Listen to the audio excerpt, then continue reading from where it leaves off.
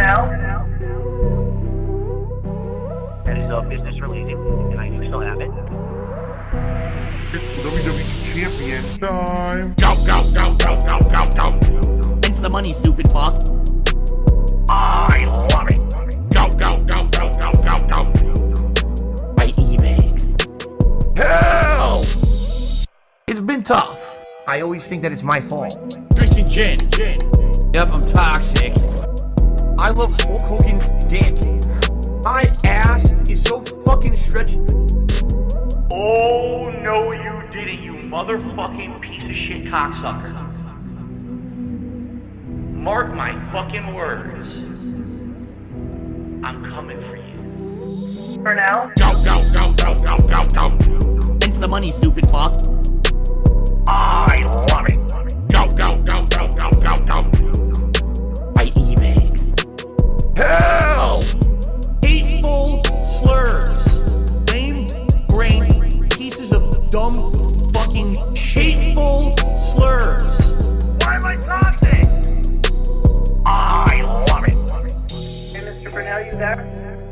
I am present. Right, I understand. He's claiming that he's got $5,000 a month in expenses and only $5,000 a month in income, and net's about $35. It's Kevin's fault.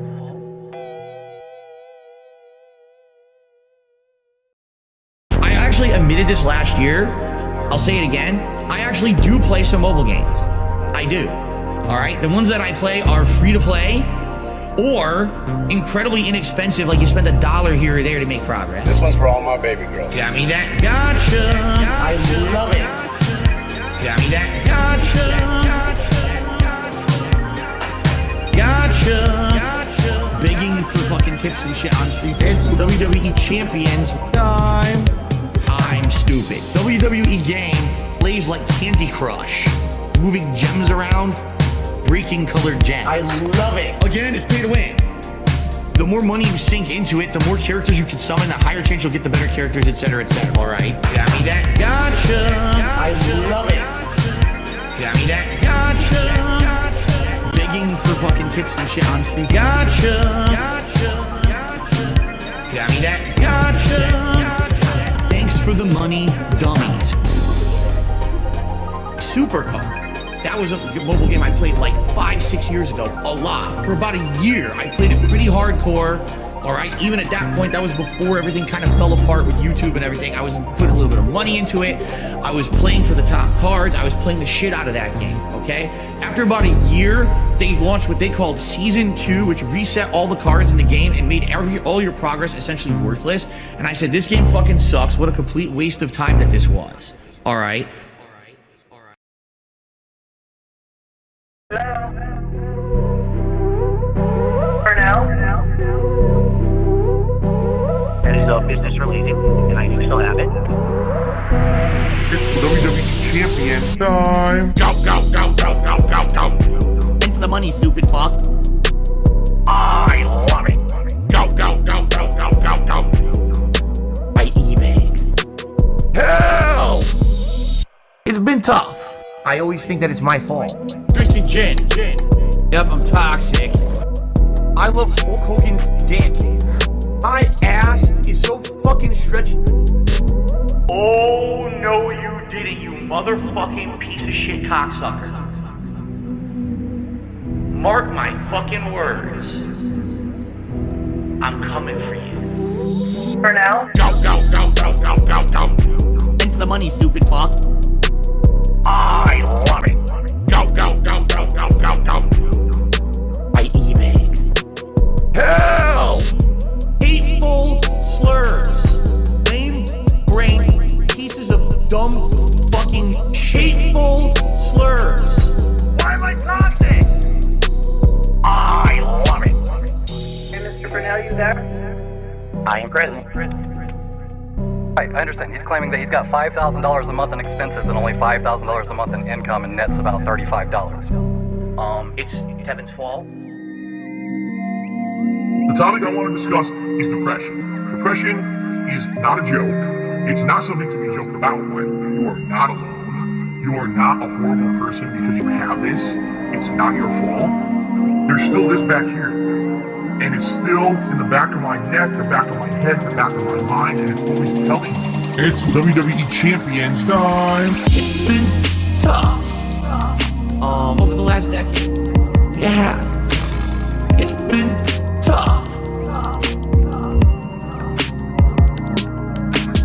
It's been tough. Over the last decade. It has. It's been tough. It's been tough. Phil's a beggar, Phil's fat, Phil's a loser. It's been tough. Phil's a faggot, Phil's fat, Phil's a loser. Phil's a beggar, It's been tough. Phil's a beggar, Phil's fat, Phil's a loser. It's been tough. Phil's a faggot, Phil's fat, Phil's a loser. Phil's a beggar. Super Meat Boy is in the stream chat, whining and complaining, saying that I never talk to anyone unless they tip me or they send me money, which is completely false. All he's been doing is sitting there all night complaining that he's depressed and no one cares. And everyone's basically ignoring him because you're like, dude, we just don't care. You know, you come in and the first thing you say is you're depressed. And what are we supposed to say to that? Now he expects that I'm going to derail the whole stream to talk to him live. So let's do it. Super Meat Boy, how you doing? You're really depressed tonight, huh? You're really depressed. My stream is my place of business. The company's name is Burnell Productions, is internet content creation of on-demand and also live video streaming services. Big up to your dad. I'm the one who operated a successful YouTube channel. Please tip me. I'm the one who operated a successful YouTube channel. Because I have bills coming up. Please pay my bills. I'm nervous. Strapped for cash. You better take a sip. Please pay my bills. I'm nervous. Strapped for cash. Get a real fucking job.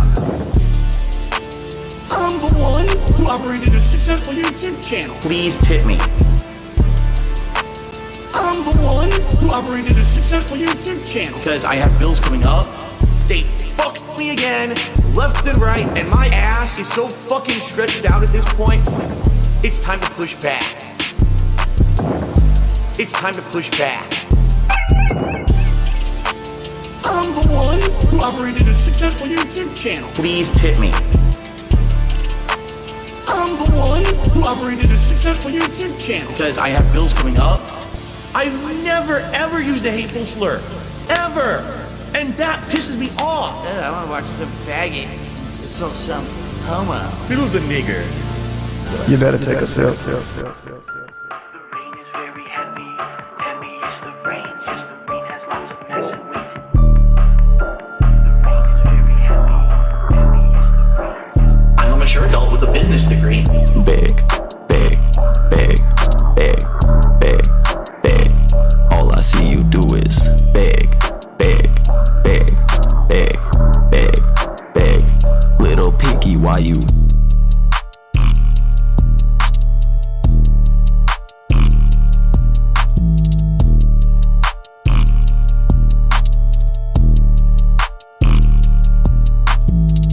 Big, big, big, big, big, big.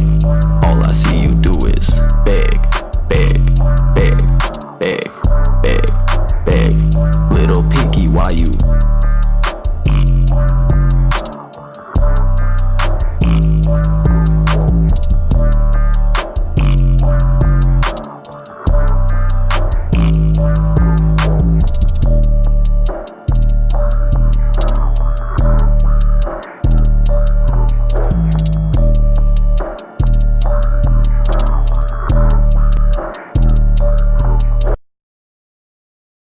Ladies and gentlemen, now it is time. Money, money, yeah, yeah. Money, money. Oh, money, money, yeah, yeah. Money, money.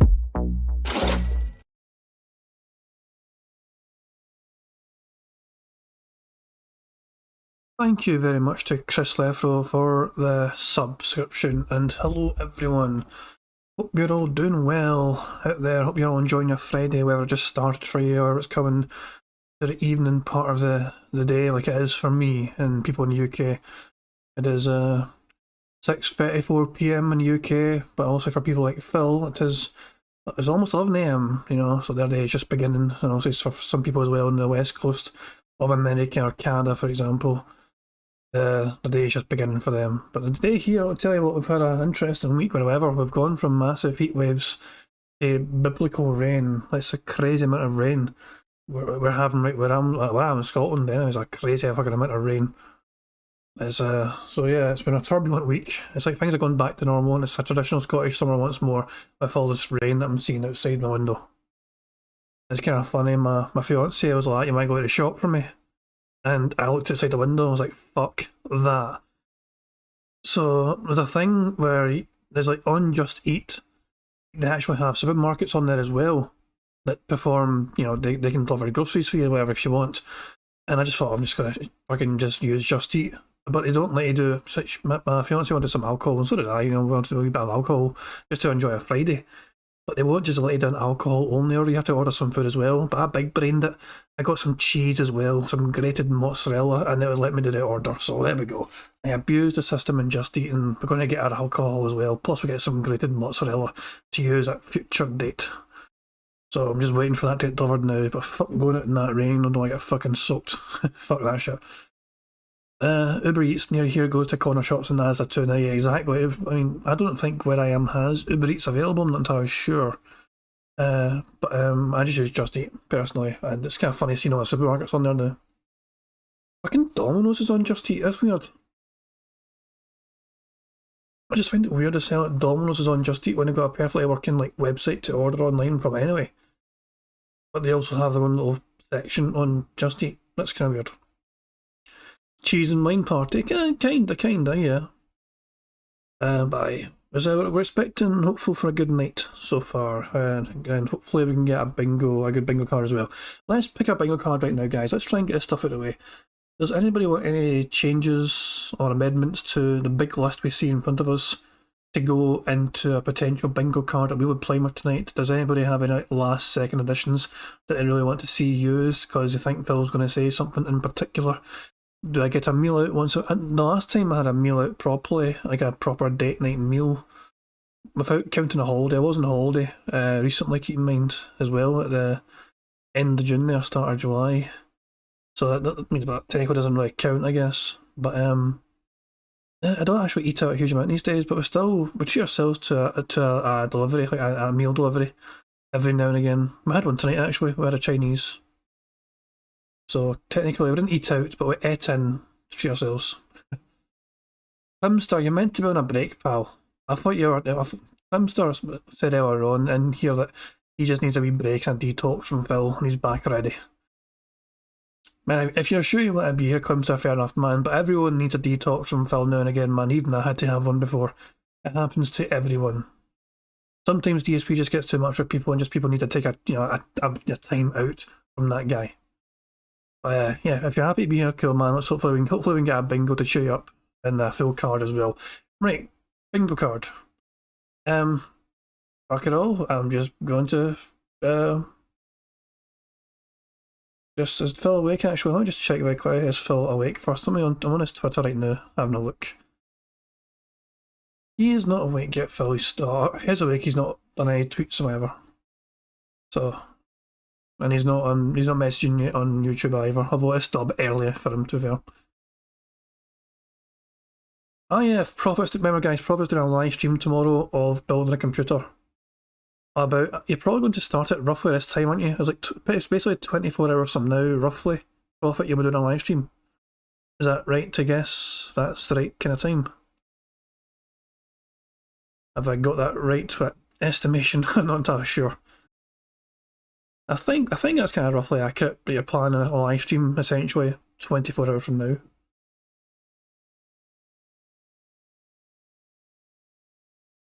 $11:30 AM MST and the restream of Phil as well. There you go, cool stuff, cool stuff. Hey Cobain, how you doing? Right, I am just going to... Oh, I forgot to remove... Let's go just do it here. So we'll select all this jazz and paste it in here. No problem, Cobain, no problem. Alright, so last night we done a deep dive in the King of Fate forums. Just going back in time, which was an interesting me dive into the past to see how Phil has not really changed despite his claims that he has changed. And I've uploaded a couple of short videos today as well, of just Phil being Phil, essentially. Let's pick a bingo card, guys. Let's pick a bingo card. I'm going to generate the results now, but somebody needs to give me a word, or a phrase, or an action. And let's make it a good one, guys. We want to get a full house today. Somebody pick something that they think is going to be strong. From the big list. The big list is here. Someone pick something that they think is going to be strong. Druckmann, I was going to add him, but I didn't do it. Although, if he's going to be toxic towards him, I would come under toxic. Hair touch man, that's actually one of the ones I'm not confident about these days, hair touch man, because he hasn't really done it much lately. Accessibility is not even a must either. You're picking things I don't even have on my list. You're being mean.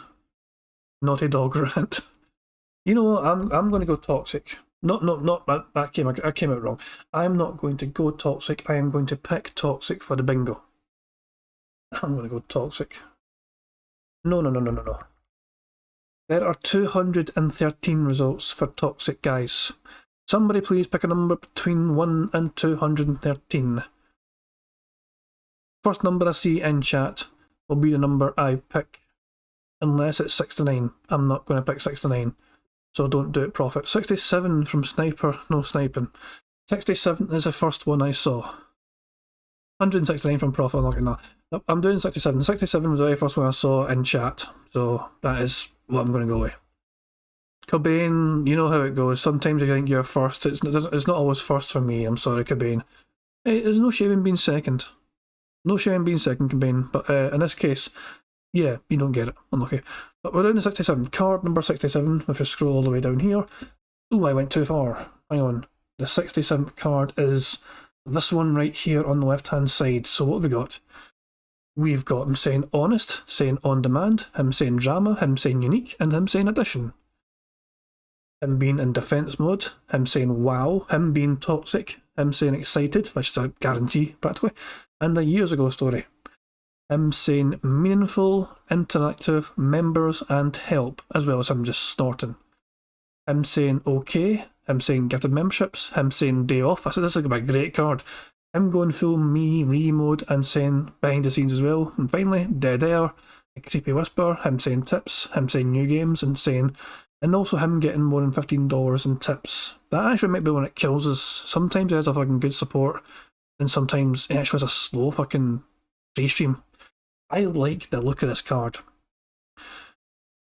So yeah, I'm pretty happy about this, I'm not going to lie. I am going to... Right, I'm going to set up the bingo, guys. I'll play the music again from your cat, and you guys can enjoy the music while I get all this set up, right? So I'm going to be silent on the microphone, I'm going to mute it also, and you guys enjoy some more Meerkat Mob classic hits. It's a segment that everyone looks forward to, one of the highest rated segments of all time that I've ever done. Alright? Ladies and gentlemen, it is time. Phil's day off. What's up, Piggy? Let's get it started. Big ups, Meerkat. It's my day off. Might leave the camera on and jerk off. It's my day off. Spend money on posing dumb shit. It's my... Guys, I done something dumb. I actually lost it. I closed the bingo page before I saved the fucking bingo card. I don't know if I can get it back. I cannot actually believe I did that. I am so... I might actually have it. No, hang on. Let me see if I've got it. It might still be salvageable. I don't think it is though, because if I go to the 67th bingo card, it might be different. I'm going to be so annoyed. It is actually completely different. Behind the stream and take a screenshot, I think I'm going to have to. Nah, it's completely different. I reloaded a different set of alpha. I can't. I'm going to have to reload my stream. And okay, that's what I'm going to do. I'm going to try and fix this, guys. I'm going to fix this. I will find a way. And rewinding my stream and taking a screenshot of that is probably the best solution, even though it's not going to be the greatest quality. But I will. I cannot believe I was that fucking dumb. The amount of times I've done this bingo, and that's the first time I've done that. I'm fucking annoyed myself. Right, you guys enjoy music. I'll try and fix this. My day off. Might go out with my bitch wife. Can't give me money today. Give me money today. This is where my fucking money goes to every month. Garbage dump, grocery shopping, pay my taxes, pet store, pay my bills, blowing his money on mobile games, blowing his money on this and that. I'm spending all this money buying DoorDash for my business. I need to put disgusting food in the mouths of my family members. Obviously, I need tips. Yes, I spend money on mobile games. Okay? These are my life priorities. Pay my taxes. It's my day off. Might leave the camera on and jerk off. It's my day off. Spend money on posing dumb shit. It's my day off. Might go out with my bitch wife. Can't give me money today. Obviously, I need tips. Give me money today. This is where my fucking money goes to every month. Shout out to the trolls. For those who contributed, thank you. It would be great if we get a few more tips. To make up earlier today, we did not hit the hat goal either. It's been a very slow day. It would be great if we could pick it up a little bit with maybe some contributions tonight with tips. If you can. Just saying. You know, I know some people are super chatting or whatever. That helps long term. But right now, I really can help. Tomorrow's my day off. The tips I'll have for my day off, you see? Give me money today. Right now, for the next week, I'm literally strapped for cash. The only money I'll have is tips coming in on the streams. And that, by the way, I have to raise money to pay 2 big bills next week. All my utilities are due next week. So now in the next few days, I have to raise money to pay my utilities. And then, you know, see what I mean? Like, this is how it is for me. Yet these shitheads out there want to fucking fuck with me behind the scenes, ruin all kinds of financial shit for me. Then on top of that, make stuff up to try to make me sound like a terrible person on the internet. To make money, I have to pay Ben bills. You know, I have to pay Ben bills. I have to pay Ben bills. I have to pay my taxes, pay my back taxes. I have to pay my mortgage, pay my internet bill. I have to pay Ben bills. I have to pay Ben bills, bitch. Pay Ben taxes. I have to pay Ben bills, bitch. Day to day, tips to tips, to pay bills and things. Eventually, things will get better. But kind of stuck right now with how things are. That's why I'm trying to make money. I have to pay Ben bills. You know, I have to pay Ben bills. I have to pay Ben bills. I have to pay Ben taxes. Bills. I have to pay Ben bills. I have to. If you want to sit here and you want to pretend like you're holier than thou, I'm better than those content creators, man. Because I have a job where I work 9 to 5 and I bust my ass at my job and I earn a paycheck, man. And then I come home, see? I'm not on the internet begging for money all day, man. See, I'm better than them, man. No, you're not any better. Everyone's the same. No one's better than anybody else. Get your ass out there and fucking work, bitch.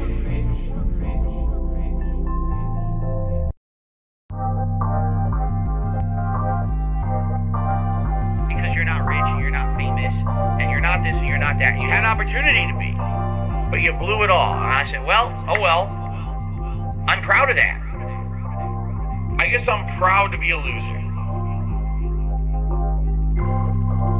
This one's for all my baby girls. I'll be the guy on level 1. I streamed myself masturbating. I'll be the guy. Fuck life. I'll be the for the thousands of children. I'll be the guy on level 1. You're still on mission 1. I'll be the guy on level 1. Level 1. Married happily, paycheck to paycheck happily, meaningful relationship, meaningful life with a family. And that, by the way, I have to raise money to pay 2 big bills next week. All my utilities are due next week. Tomorrow, if I stop streaming, I would not be able to get a job. So it would be the end of my life. But outside of that, everything else is good in my life. You know what I mean? So I'll be the guy on level 1. Right guys, I tried to take a screenshot from the video. Didn't work out perfectly as I wanted to. I have an alternative solution which I want to run by you guys before I actually save it properly. So let me take you through what I did. So I used the video as a reference. Okay, so the video as a reference. Everything that was on the bingo card in a reference, I've included up here on its own. So literally every single thing that was on that card is here, and I generated like a bunch of stuff. I don't know if I have replicated it or not exactly, but it's everything that was on the card that you saw that we're going to use is all here, but it's just all a different order. If people don't mind the different order, but it's still the same things that were on the bingo card, then I can just go ahead and save one of these. Or if you even want to generate, or even ask for a new number, or we could still do number 67. Hello, Rydrick, how you doing? Yeah, I'll tell you what, I still generated 1,000 of these, even though every single bingo card's got the same thing on it. It's just a different order to it all. So I could just do 67. Yeah, literally, it's 1,000 different, yeah, it's happened every single one. 67 was fire. Okay, we'll go to the 67th bingo card. The 67th bingo card is down here. So this looks like it's going to be the new bingo card for us guys. We're going to have new games, me remote, dead air, tips, and on demand. Meaningful, defense mode, him saying help, saying day off, and the years ago story. Him saying gifted memberships, him saying wow, snort, okay, and the creepy whisper. Interactive, drama, honest, unique, and $15 plus in tips from the podcast. And behind the scenes, addition, members, excited, and him being toxic in general. I'm going to save it this time before I fucking I cannot believe I'll close the page before I even saved the card. I am so annoyed with myself for that. That's the first time it's happened to me, doing these bingo live streams. It's the first time. I knew it would happen eventually. I knew my dumbass would sub eventually and I would do that. I tried taking it from a video, but it wouldn't really work because like the bottom of the card was too dark, and if I tried to like colour it green, it wouldn't work properly because it was like different shades in that bottom row of bingo squares. So it wouldn't actually all colour in. It's kind of weird. This will work better though. Obviously, it's the same words and actions that we're using. You know, it's just a different kind of layout. And the aim is we want a full house. So either way, we're aiming to get 25 ticked on this goddamn bingo board. Right, I've saved it. I can close the page now. There we go. The page is closed. Hey, look, Phil's awake. And he's actually live as well. I'll just mute that shit and then refresh the damn thing. There we go. So Phil's up. Good morning, 1. I don't know where to say good morning or good afternoon. In my time zone, it's afternoon. Eric is a fucking moron.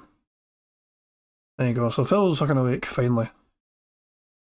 Fresh from his exertions of WWE champions and all that nonsense. But yeah, I'm going to play some more Meerkat music for you guys. And yeah, sorry about getting that wrong before in the bingo card, but we recovered. We kind of recovered. Enjoy some more Meerkat music. I streamed myself masturbating. I'll be the guy. Fuck life. I'll be the in front of thousands of children. I'll be the guy on level 1. You're still on mission 1. I'll be the guy. I'll be the thousands of children. When your life is all positive instead of negative, it's a much better situation. Big ups to your cat, and I can tell you that from personal experience. Look at my life now. I have a beautiful wife. I have a beautiful life with a family, right? Everything here is so much better than what I had before. Why? Because I'm a positive person.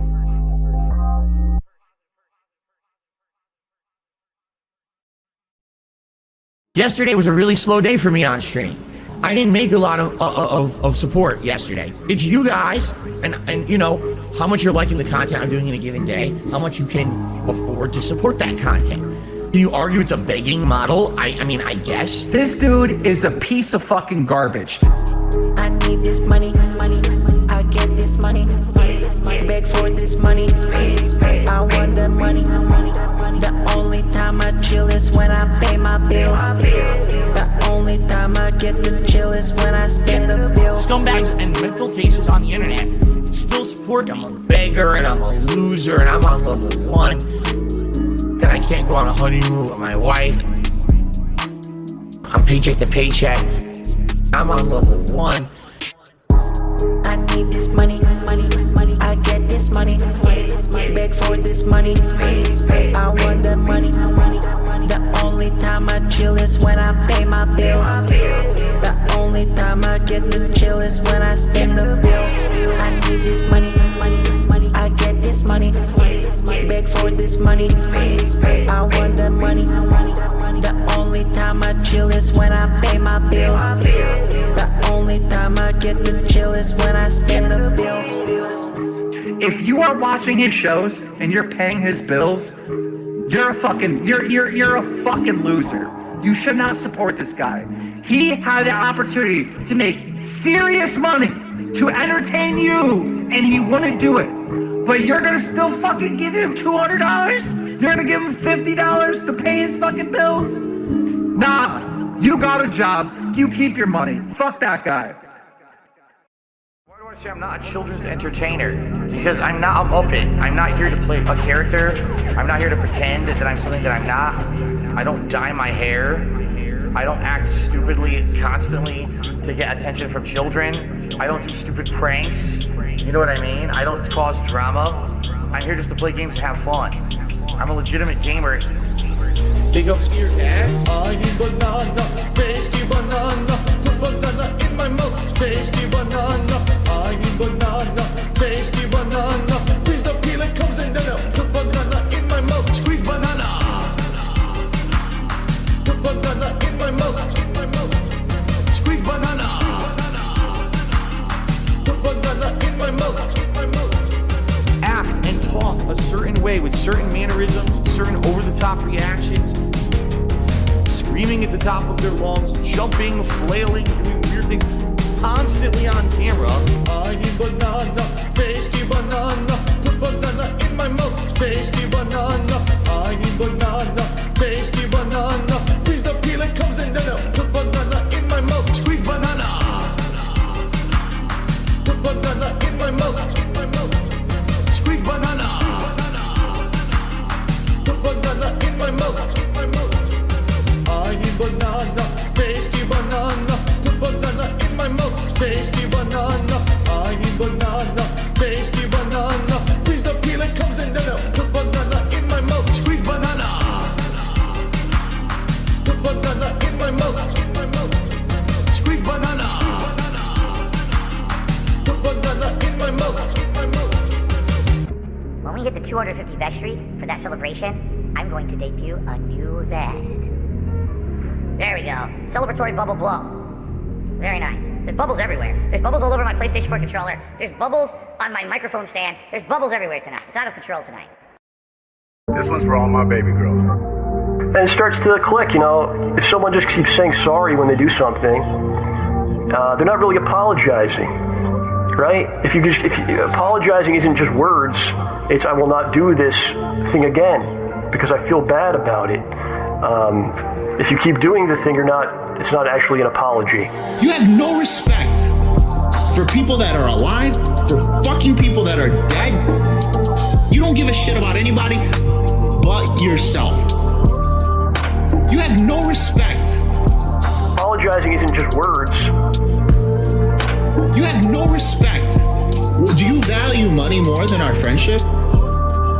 But that's the way of them saying, we want nothing to do with Phil at all moving forward. Let's make up a bunch of shit or twist a bunch of shit to make him sound bad because everyone hates him now anyway on the internet. So let's make him look like the villain so everyone will believe it and we'll just be washing our hands of the whole situation and we never have to deal with him ever again. And you know what? Look what's happened. Literally, no one bugs them anymore. Nothing. They're completely washed. The hands are clean. You have no respect for people that are alive, for fucking people that are dead. You don't give a shit about anybody but yourself. You have no respect. Apologizing isn't just words. It's I will not do this thing again. You have no respect. Because I feel bad about it.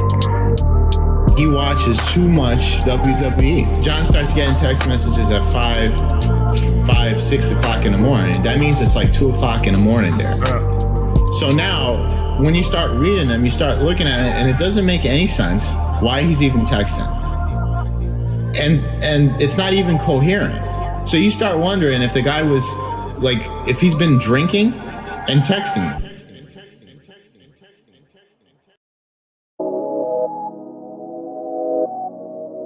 Now, I do have a favor to ask, okay? I mentioned this on tonight's late stream. I'm going to probably be mentioning it on every stream this week. Here's the deal. This week, I have 2 very large bills due. But then, I also have my day off on Wednesday. I bring this up because I need you to refocus your support if you were already planning on supporting me this weekend. This one's for all my baby girls. Phil's a joke, Phil's a clown. Fucking loser. Phil's this, Phil's that. He's a loco. Phil's a beggar. Phil's a beggar. Phil's a joke, Phil's a clown. Phil's this, Phil's that. Always going bro. Phil's a beggar. He's a loco. Phil's a beggar. If you think that someone who has to live day to day on tips and shit is funny, oh, so hilarious that this guy has stuff financially tight. Ha ha ha ha ha. No, it's not fucking funny. Now shut up. Phil's a joke, Phil's a clown. Phil's this, Phil's that. He's a loco. Phil's a beggar. Begging. Phil's a beggar. Phil's a joke, Phil's a clown. Always going bro. Phil's this, Phil's that. He's a loco. Phil's a beggar. He's a loco. Phil's a beggar. It's not begging. Okay, I'll be honest. It makes me nervous because I've noticed recently there's actually been an uptick in super chats, which is great. It helps the channel long term, and certainly I'm not being ungrateful. And if that's the only way that you can contribute or support the channel, great. If you can help me and tip me, please do. That's what I need help with right now, okay? Again, I'm not asking for anything above and beyond. You know idiots will come out in prayers. Phil's saying he wants you to pay directly. This dude is a piece of fucking garbage. Yesterday was a really slow day for me on stream. I didn't make a lot of support yesterday. It's you guys and you know how much you're liking the content I'm doing in a given day, how much you can afford to support that content. Can you argue it's a begging model? I mean, I guess. This dude is a piece of fucking garbage.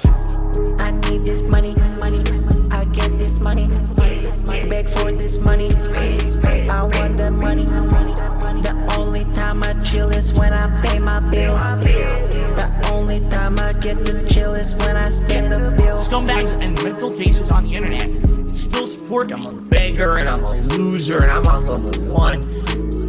That I can't go on a honeymoon with my wife. I'm paycheck to paycheck. I'm on level 1.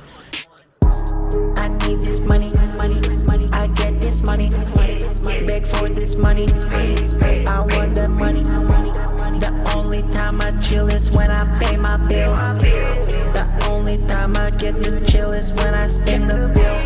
I need this money, I get this money, beg for this money, I want the money. The only time I chill is when I pay my bills. The only time I get to chill is when I spend the bills. If you are watching his shows and you're paying his bills, you're a fucking loser. You should not support this guy. He had an opportunity to make serious money to entertain you, and he wouldn't do it. But you're gonna still fucking give him $200? You're gonna give him $50 to pay his fucking bills? Nah, you got a job. You keep your money. Fuck that guy. I understand that people right now are so hyped for the gifted memberships, and I'm very grateful for that. I mean, thank you. But I hope that that doesn't mean that people are going to forego tipping, because that would put me in a bad situation. And in particular, I don't know why you guys, okay, why are you laughing? Grocery shopping, tips. Meal with my wife, tips. Coming up, my day off on Tuesday, tips. Nintendo Online, tips. Bills and stuff, tips. Tips are the liquidity of my business. Why are you laughing? Oh, so hilarious that this guy has stuff financially tight. I literally can't afford stuff on Tuesday on my day off, and you're gonna laugh? Oh, it's funny. When you can't go and do something with your family on your day off, your one day off for the week when you're working full-time 6 days a week, that's funny, right? No, it's not fucking funny. Now shut up. Grocery shopping, tips. Meal with my wife, tips. Coming up, my day off on Tuesday, tips. Nintendo Online, tips. bills and stuff, tips. Tips are the liquidity of my business. Grocery shopping, tips. Meal with my wife, tips. Coming up, my day off on Tuesday, tips. Nintendo Online, tips. Bills and stuff, tips. Tips are the liquidity of my business. Huh? Huh? Huh?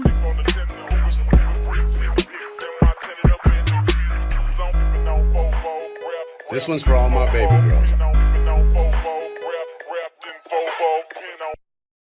Now, what does the sugar do in the sauce? Adds sweetness, adds a contrast. If you don't, it's all going to be tartness, and you won't have any It's going kind to be of sweetness acidity to from the sauce. tomatoes. Right, you'll have And then tart, spice. tart and it's acid and nothing else. All right. So now we got to stir all that in, and then we add our final ingredients, and then the meat. This one's for all my baby girls. Italian wife. Italian wife. Italian bills. Italian dark side flip. Italian wife. Italian wife. Italian chill. Italian can't give her a pill. I'm half kind of European mix. European style, Asian fusion style. Tips. Greasy hair. Pasta once a week. Authentic style, Asian fusion style. Italian. Guess what else we're going to add? What? Sausage. Italian sausage. That's going to go in here too. I love sausage. I have had many varieties. Italian wife. Italian wife. Italian bills. Italian dark side flip. Italian wife. Italian wife. Italian chill. Italian can't give her a pill. Why do you pretend to be Italian? I don't.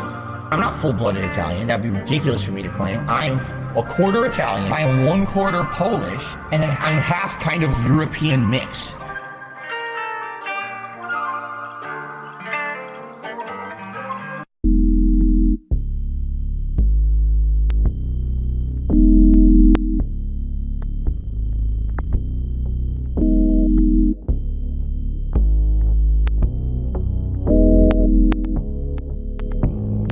It complements the flavor perfectly.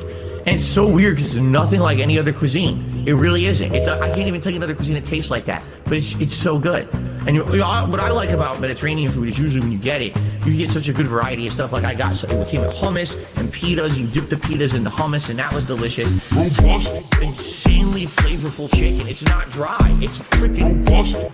Give me this dipping sauce, garlic infused dipping sauce. Robust. I will tell you guys is thus. Robust. Robust. They came with their rice, which is the seasoned rice. That just tastes, again, it tastes kind of different from other cultural rices. It has peas and carrots, but it's also got this unique seasoning in it that's really good. And then also a side salad, which was like lettuce, tomato, onion, robust, insanely flavorful chicken. It's not dry. It's freaking robust. Give me this dipping sauce, garlic infused dipping sauce. Robust. I will tell you guys is thus. Robust. Robust. Robust.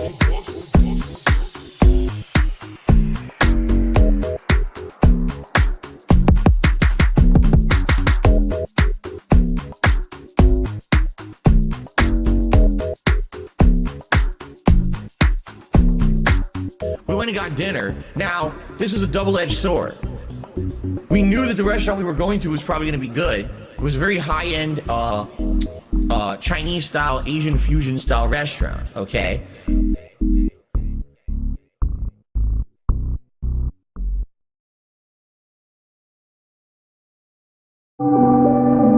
My life today is the best I've ever had. And I mean that. Like, every day I feel like is the best day of my life. Your life is nothing. I love my life. I have so much fun every single day. You're bagging. I love my life. I have so much fun. Everyone hates me. I have an oh man, there's something huge missing from my life. I need a large group of friends. All I do is sit around drinking gin all day. Ladies and gentlemen, I play mobile games. Yes, I spend money on mobile games. I love my life. I have so much fun every single day. You're bagging. I love my life. I have so much fun. Everyone hates me. I love my life. I have so much fun every single day. You're bagging. I love my life. I have so much fun. Everyone hates me. You're still bagging for $10 donations and $20 donations to pay your electric bill, to pay your fucking rent, alright? I get it. I'd hate me too. See you, Phil. Have a good one. I'll be the guy on level 1. I streamed myself masturbating. I'll be the guy life. I'll be the for the thousands of children. I'll be the guy on level 1. You're still on mission 1. I'll be the guy on level 1. Married happily, paycheck to paycheck happily, meaningful relationship, meaningful life with a family. And that, by the way, I have to raise money to pay 2 big bills next week. All my utilities are due next week. Tomorrow, if I stop streaming, I would not be able to get a job. So it would be the end of my life. But outside of that, everything else is good in my life, you know? Guys, we're live. Here's the start of his intro. So remember, guys, if I miss anything, abuse the crap out of me, make sure I get my attention so I can make sure I tick it off or even check it. We can pause as much as we want, don't have to worry about fucking live chat being keeping up that crap. So let's hope for a full car today, guys. Fingers crossed. Here we go. Taxi. Bethel.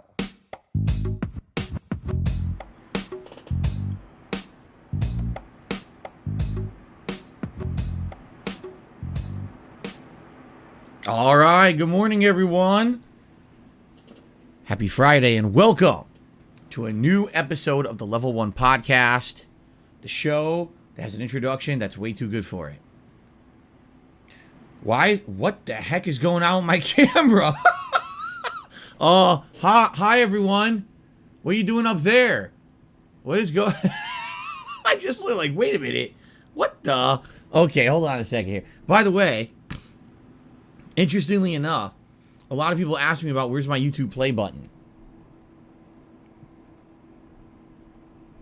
There it is, right on my wall. Because you guys ask about it. There it is. I've had it there pretty much forever. Just it's always off camera and you guys can't really see it. So that's why you basically don't know that it's even in the equation. But I've always had it kind of hanging on my wall for years and years here. Okay? That's better. I don't know what happened. I must have whacked it or something. So, welcome everyone. I didn't just lose about 4 feet of height, but I am ready to join all of you for a full and fun week of gameplay streaming, as well as other variety and fun. Holy crap, we have a lot to talk about today. As always, on my day off, everything happens. Like, it doesn't seem to matter what day of the week I take off, because it changes, right? These days, my day off tends to either be Tuesday, Wednesday, or Thursday. And no matter what day it ends up being, even if it changes like this last week, where instead of Wednesday it was Thursday, everything happens on that day. We've got all kinds of game news to talk about today, including a new Dragon Ball game, the release date of the new Teenage Mutant Ninja Turtles game, a new game released on Switch Online that I actually want to talk about because it's quite funny and I might actually play it. And of course, the insane amount of drama and controversy around The Last of Us 1 Remake, which exploded in the last 2 days with online leaks, leading to Naughty Dog finally officially making a full statement about the game and releasing gameplay, which blew up the internet, and now the internet is all arguing with each other again. I feel like we're 2 years ago. I seriously feel like we've gone back in time 2 years, and we're still embroiled in the whole controversy around the release of The Last of Us 2. It's ridiculous. Like, nothing has changed in 2 years. No one's learned. No one has grown up. And no one has actually, like, admitted any you know, I don't know. It's just messed up that here we are, and it feels like we're going back to square one. So we've got a lot to talk about today. Okay, we do. And I'm excited. I just got a hot weather advisory. Yeah, we got hot weather coming up next week. Anyway, I'm excited for this week. We got a good variety of stuff this week. Continuing on and finishing up multiple new release games that I've been playing for a couple of days. In fact, we're probably going to beat one of them today on stream, which is cool. Trying out a whole new game as an early beta. I have early beta access to Multiverses, which I'm actually very excited to jump into starting tomorrow. Okay. Amongst other things, getting back to the retro games that we were playing that have been on hiatus for a few days now. This is going to be a great week. It is. I'm really excited. Now, of course, I need to tell you guys about the schedule and all of that, which we're going to talk about in just a moment, so you guys will know what's coming every single day. We got all those news stories to talk about, and of course, a segment that I like to call Phil's Day Off.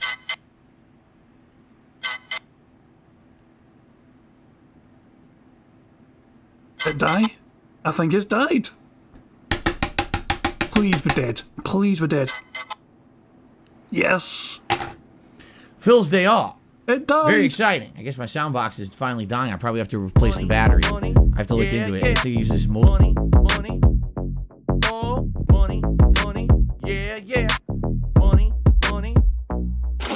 Thank you very much, Boomerside Phil, for the subscription. Much appreciated. I can't believe the box finally died.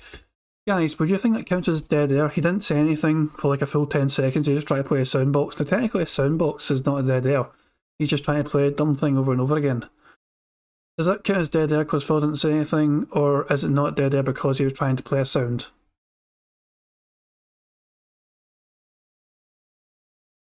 Some people are saying yes, it counts as dead air because he wasn't saying anything. Some people are saying it's not dead air. Nah. You know my thoughts on this. If we can't come to a general consensus, it doesn't count. The chat is split, we're not going to count it, but if we're lucky, we'll get dead air later on. Okay. I've not missed anything, guys, have I? In fact, let's rewind that. Let's just rewind this momentous day. We need to rewind this momentous day.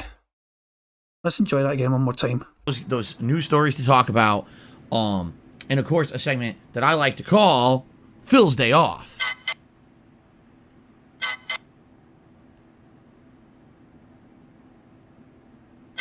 Gotcha, bitch.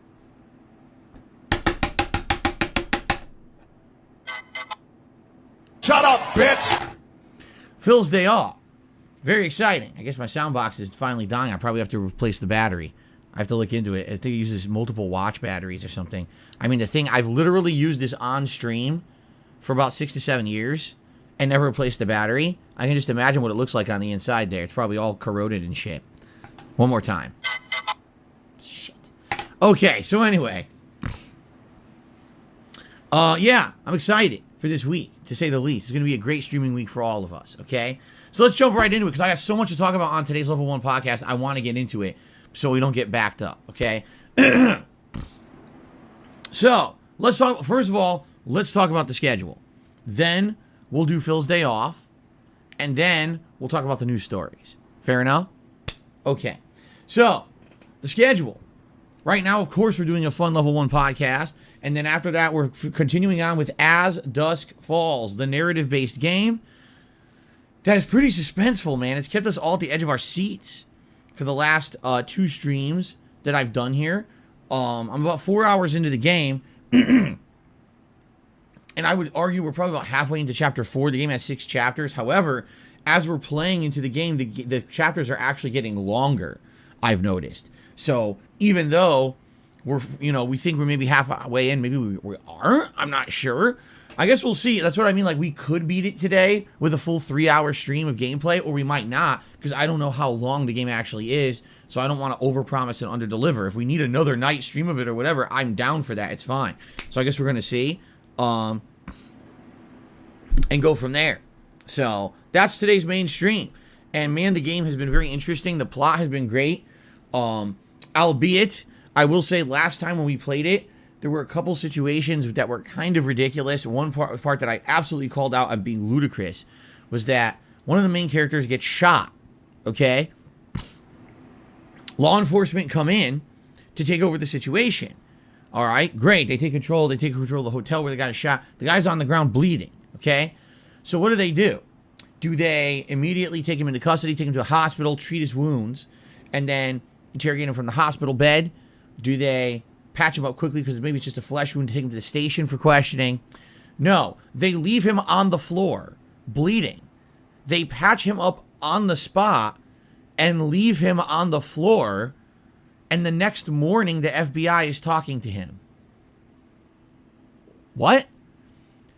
Have the people who wrote this game never, ever experienced anything with real law enforcement at all in their lives? Do they not understand basic procedure? It's a crime.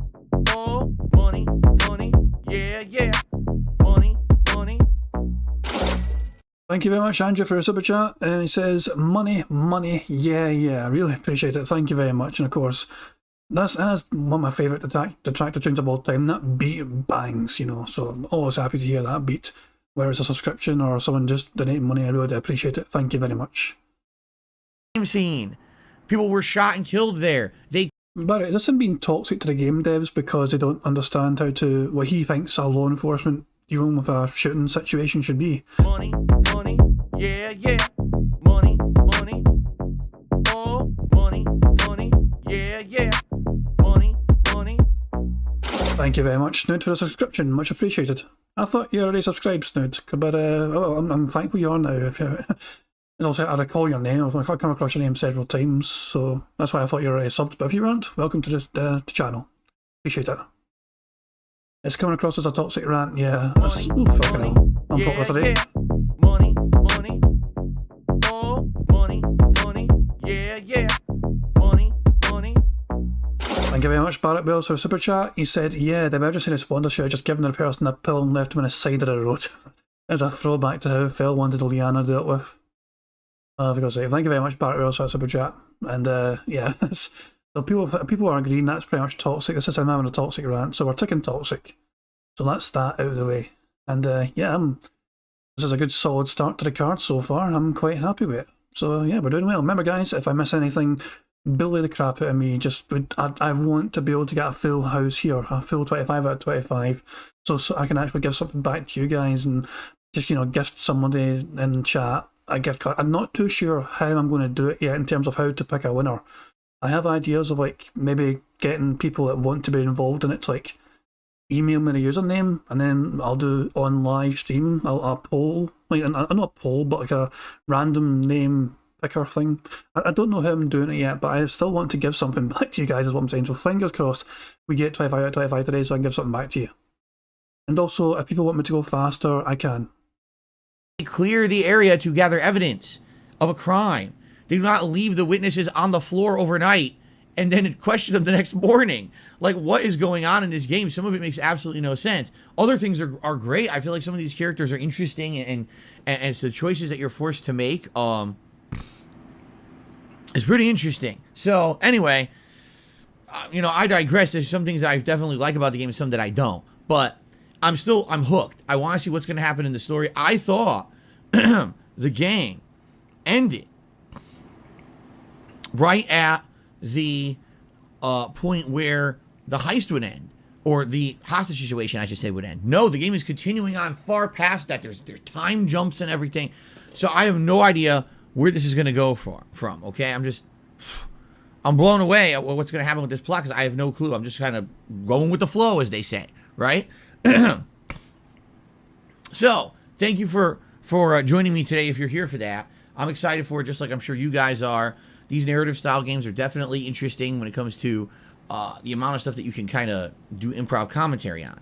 Speaking of which, I'm going to very, very briefly not really address something, but I feel like it's worth addressing.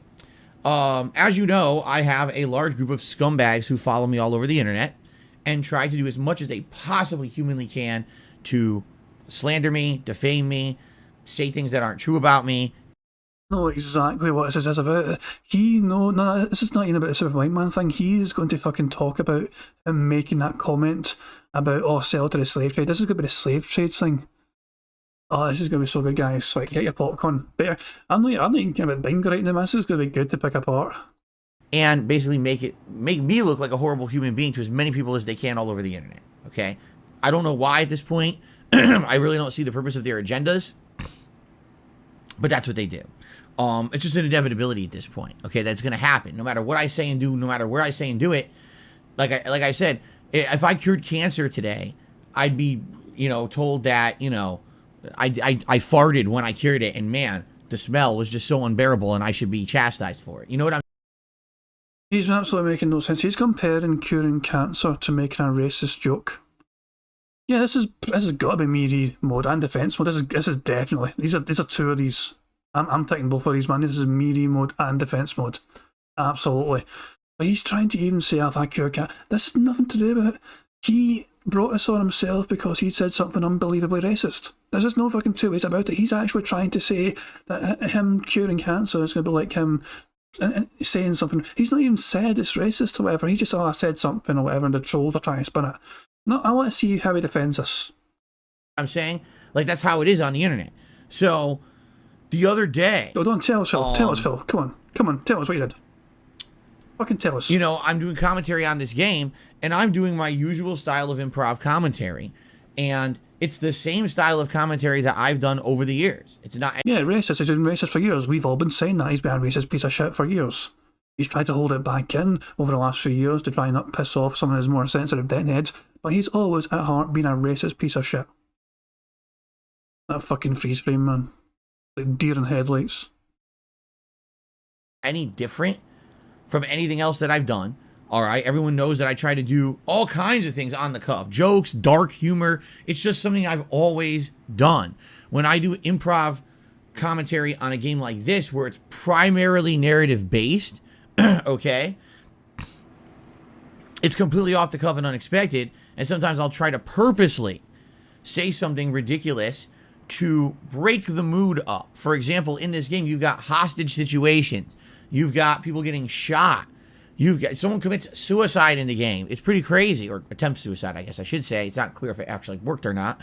But the point I'm making here is, this is something that I've always done, and, everyone has always enjoyed it, okay? It's only... What? No. Everyone's always enjoyed that, apparently. Everyone has always enjoyed what he says, even the controversial shit. I'm sure Blip TV enjoyed it massively when they said, yeah, we don't want your kind of fucking, personality representing us. You can get to fuck. Jesus Christ, man, I'm sure everyone's always fucking enjoyed it. Are you fucking out your goddamn tiny mind, Phil? I don't know why I keep pausing, man. It's one of those things that I didn't expect him to even challenge us today. I'm going to rewind a wee bit and then play it, and I'll try my best not to, have to pause again just for a wee while. What I'm making here is, this is something that I've always done, and, everyone has always enjoyed it, okay? It's only now that people literally will try to make things up to make me look bad. So the thing is, some people have actually called me out and said, you need to address this because people are saying this about you in the last few days in regards to commentary you've done or whatever. No, I don't. I don't actually have to address it at all. It's bullshit, and everyone knows it. Anyone with a fucking brain between these two ears knows what I said because it's on camera. You know what I mean? Like, the problem is with the people who don't like me is what they will attempt to do is take what I say and say, well, if you add this guess, this extrapolation, this... What is the context of you trying to say, oh, boys, I was going to sell it to the slave trade? It was a fucking bad joke. It was a terribly racist joke. It didn't hit the mark. It came across more as crass and unneeded than anything else. It wasn't as if the scene was filled with racial tension or anything. No, it was a father trying to fucking reassure his daughter everything would be okay, but all Phil saw was, little black kid has to go away, lol, I'm going to make this into a race thing. There is absolutely nothing that warranted that kind of fucking joke. He tried his best to be edgy in 2009, Phil. It's basically unfiltered, Phil. Then he was on his money high. He made that joke because he was on a money high. I've said this before. I said it recently. Phil made that kind of fucking joke because he felt on a high from all his tips he got that day. He was on $385 in tips alone that day. In that present point in time, he was fucking buzzing. The next day was payday for him as well from YouTube. So this guy was a money high, and he didn't have to worry about the filter in his brain being set to on. He turned that filter off and he just let it rip, let his true self come back out just for 5 more minutes to rehash the old glory days of him being his old toxic self. And people didn't take to it kindly. People didn't like to see the true, honest Phil. People did not like to see what the real, fucking, authentic Phil Burnell is like. The mask slipped off, people objected, and he's blaming detractors for having a problem with it. Fuck off, Phil. This spin, this assumption, if you add all of this, plus what Phil said, it's terrible. Oh my God, how could Phil have done that? Wait a minute, what? If you add all of this bullshit to what I said, what I actually said, you can make assumptions that are horrible. Well, I didn't say any of that, nor is that even in my head. You know what I mean? Like, sadly, I hate to say it, in the modern day, it's like you can't even deal with just what you actually said and did. You have to deal with what everyone else is assuming you're saying, doing, or thinking, even though you didn't do it. It's like, what the fuck are you talking about? Money, you're out of your money. Yeah, yeah. Money, money. Oh, money, money. Yeah, yeah. Money, money. Thank you very much, Bart Wills, for the super chat. He said, they took what he said and uploaded it and said what I said was bad. He has no leg to stand on here and he can't even semantic his way out of this. Exactly, Bart Wills. He's not even told his chat what it is that people are upset about. He knows if he says it again, he's probably going to look bad. He's not even... If he was so fucking confident in defending this shit, he would have fucking actually came out and said to his own fans, look guys, this is what I said, and people are freaking out about it, I don't know why. I was just trying to make a joke or whatever it was. But Phil can't even repeat it because he's scared of upsetting people again. When Phil is actually too scared to repeat the damn thing, he knows he actually did fuck up, and this is his big defence mode. This is the strongest defence mode you've seen on a bingo card. We have never had a more green defence mode, let me tell you that right now. Technically, I'm tempted to take years ago story, because he's fucking talking about how the detractors for years been trying to go after him and not shit and try to cancel him for years, and all the toxic haters. This is technically a years ago story, but I'm going to let him keep going. I'm going to let him keep going, see how deep a hole he digs for himself here. Thank you very much, Bart Wills, for super chat. Now, let me rewind like 5 seconds here and just so I don't miss anything. Saying, doing, or thinking, even though you didn't do it. It's like, what the fuck are you talking about? You're out of your fucking minds, okay? Like I said, I've always used humor, and in particular, over-the-top, ridiculous, what-if situational humor in games like this. I used to do it back in the day with The Walking Dead, which was the original Telltale game that put this kind of games on the map, okay? No one had issue with it, but today in the modern era, oh, now let's do everything we possibly can. No one had issue with it. Motherfucker, people have always had issue with this fucking humour. Last Nazi in space, anyone? Him dropping the N-word repeatedly? In things like that fucking walking sim game? Heavy Rain? He dropped it there. People have always called him out for his racist jokes. And he's like, I'm not being serious, guys. I am an equal opportunity, race hater. I make jokes about all racists. Yeah, exactly. He was playing I can't remember what the fucking game was, but yeah, the N-word. I've got a compilation of all the times Phil has said the N-word on videos, on YouTube videos and Twitch streams or whatever. For years and years, Phil has been doing this kind of stupid, kind of like edgy humour. Prince of Persia, that was a game, that was it, yeah. But I cannot, but I'm so... Phil is trying to... I don't know who Phil's trying to convince. He's trying to convince... He might be trying to convince himself here, or he might be trying to convince people in his chat that he's always been an angel and all that shit and chat. People have never had a problem with his edgy sense of humour before. It's a complete fucking lie. He knows there's been a problem with it. He's been calling out people before that have been accused. If I said to him they've got a problem with his humour, he thinks that because he's always been terrible, it's okay now. He is a joker for telling Italian jokes, yeah. I just cannot believe this guy, man. I'm going to rewind again just so I don't miss anything. But it's only 5 seconds. No one had issue with it, but today in the modern era, oh, now let's do everything we possibly can to make Phil look like a villain on the internet, all right? I'm tired of it. So I'm not going to address any of their bullshit because it's bullshit. It's well, to even give a moment to specifically address the nonsense that these people have said about me gives credence to it. It's complete fabrication based off of them completely lying and extrapolating upon bullshit. Okay? And I'm not putting up with that shit anymore. I'm just not. I have no reason to address it. That's the last thing I'm saying about it. I'd like to point out that he's still not told anyone in his chat who's not aware of what he's talking about. He's not told them what it was he supposedly did or said to have caused such a stir. So now everyone in his chat might have to be wondering, what did Phil do? And they might go and inquire, they might try and find out what he did.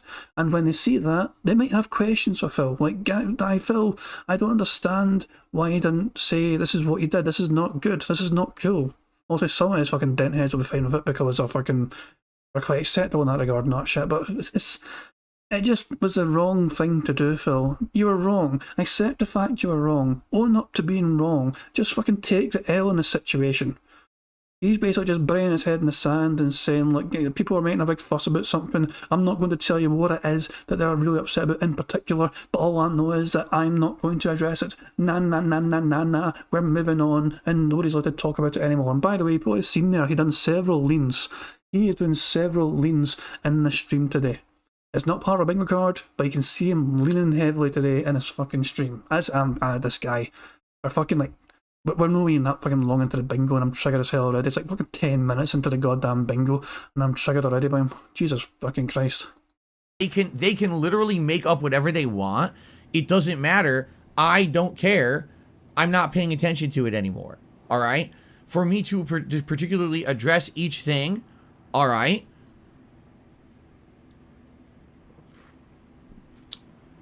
only gives them what they want. They want nothing more than for, on this very podcast this morning, they want me to have a whole segment trying to defend myself. Like you're doing right now? To save face, and particularly to what they said about me. I'm not... What about Phil? What did you say though, Phil? Why didn't you tell everyone what you said? If it wasn't anything bad, then just fucking tell everyone in your own chat what you said and why it's not a bad thing. Come on, Phil. Just fucking say it. Just fucking say what you said and why it's not a big fucking deal. You fucking pussy. Trying to defend myself, to save face, and particularly to what they said about me. I'm not giving them that satisfaction. They can go fuck themselves. That's my attitude moving forward. There's no reason to address the nonsense they say and do. It's feeding the trolls, and I'm not doing that. So fuck them. Let's move on. I'd love to point out that he just randomly brought it all by himself without coercion. And even though he said he wasn't going to fucking address it, he literally just addressed it. And his way of addressing it is, I'm burying my head in the fucking sand. Fuck you guys. I'll say and do what I fucking want. And I'll just claim everyone's line. Even though people have me in 4K of saying it without any context whatsoever. I mean, unedited. Raw.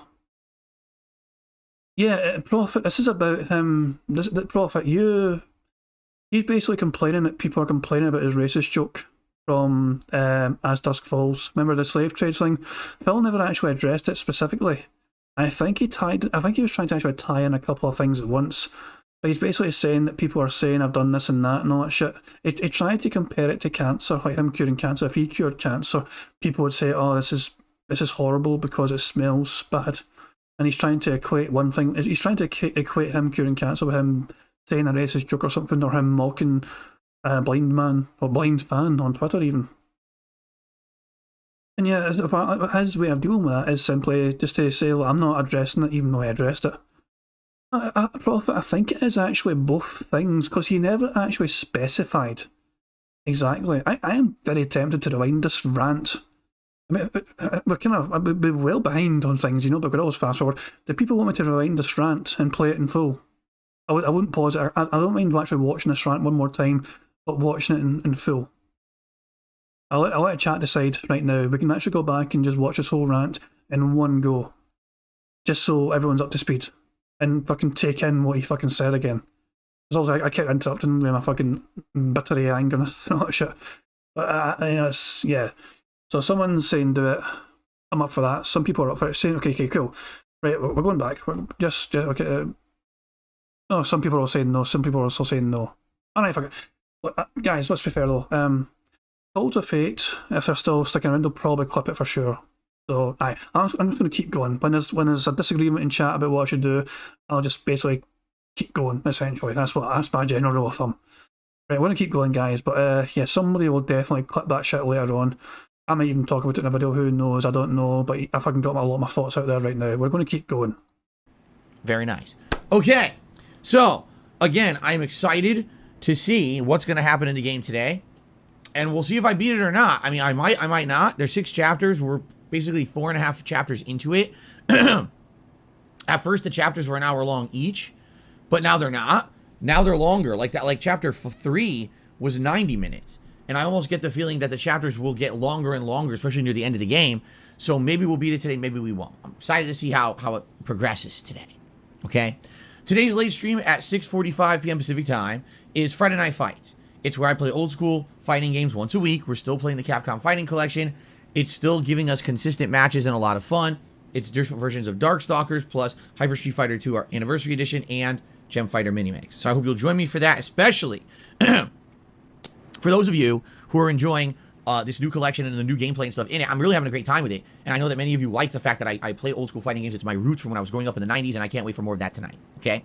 Tomorrow, the main gameplay stream will be Stray. And again, it may be the end of the game. It may not. If I believed reports on how long Stray was, it would have been 4 hours long. We've already played 6 hours. Yeah. And guess what? We're still going strong. I just arrived at a giant city that apparently seems to have content in it that's going to be lengthy. It's vibrant. It's interesting.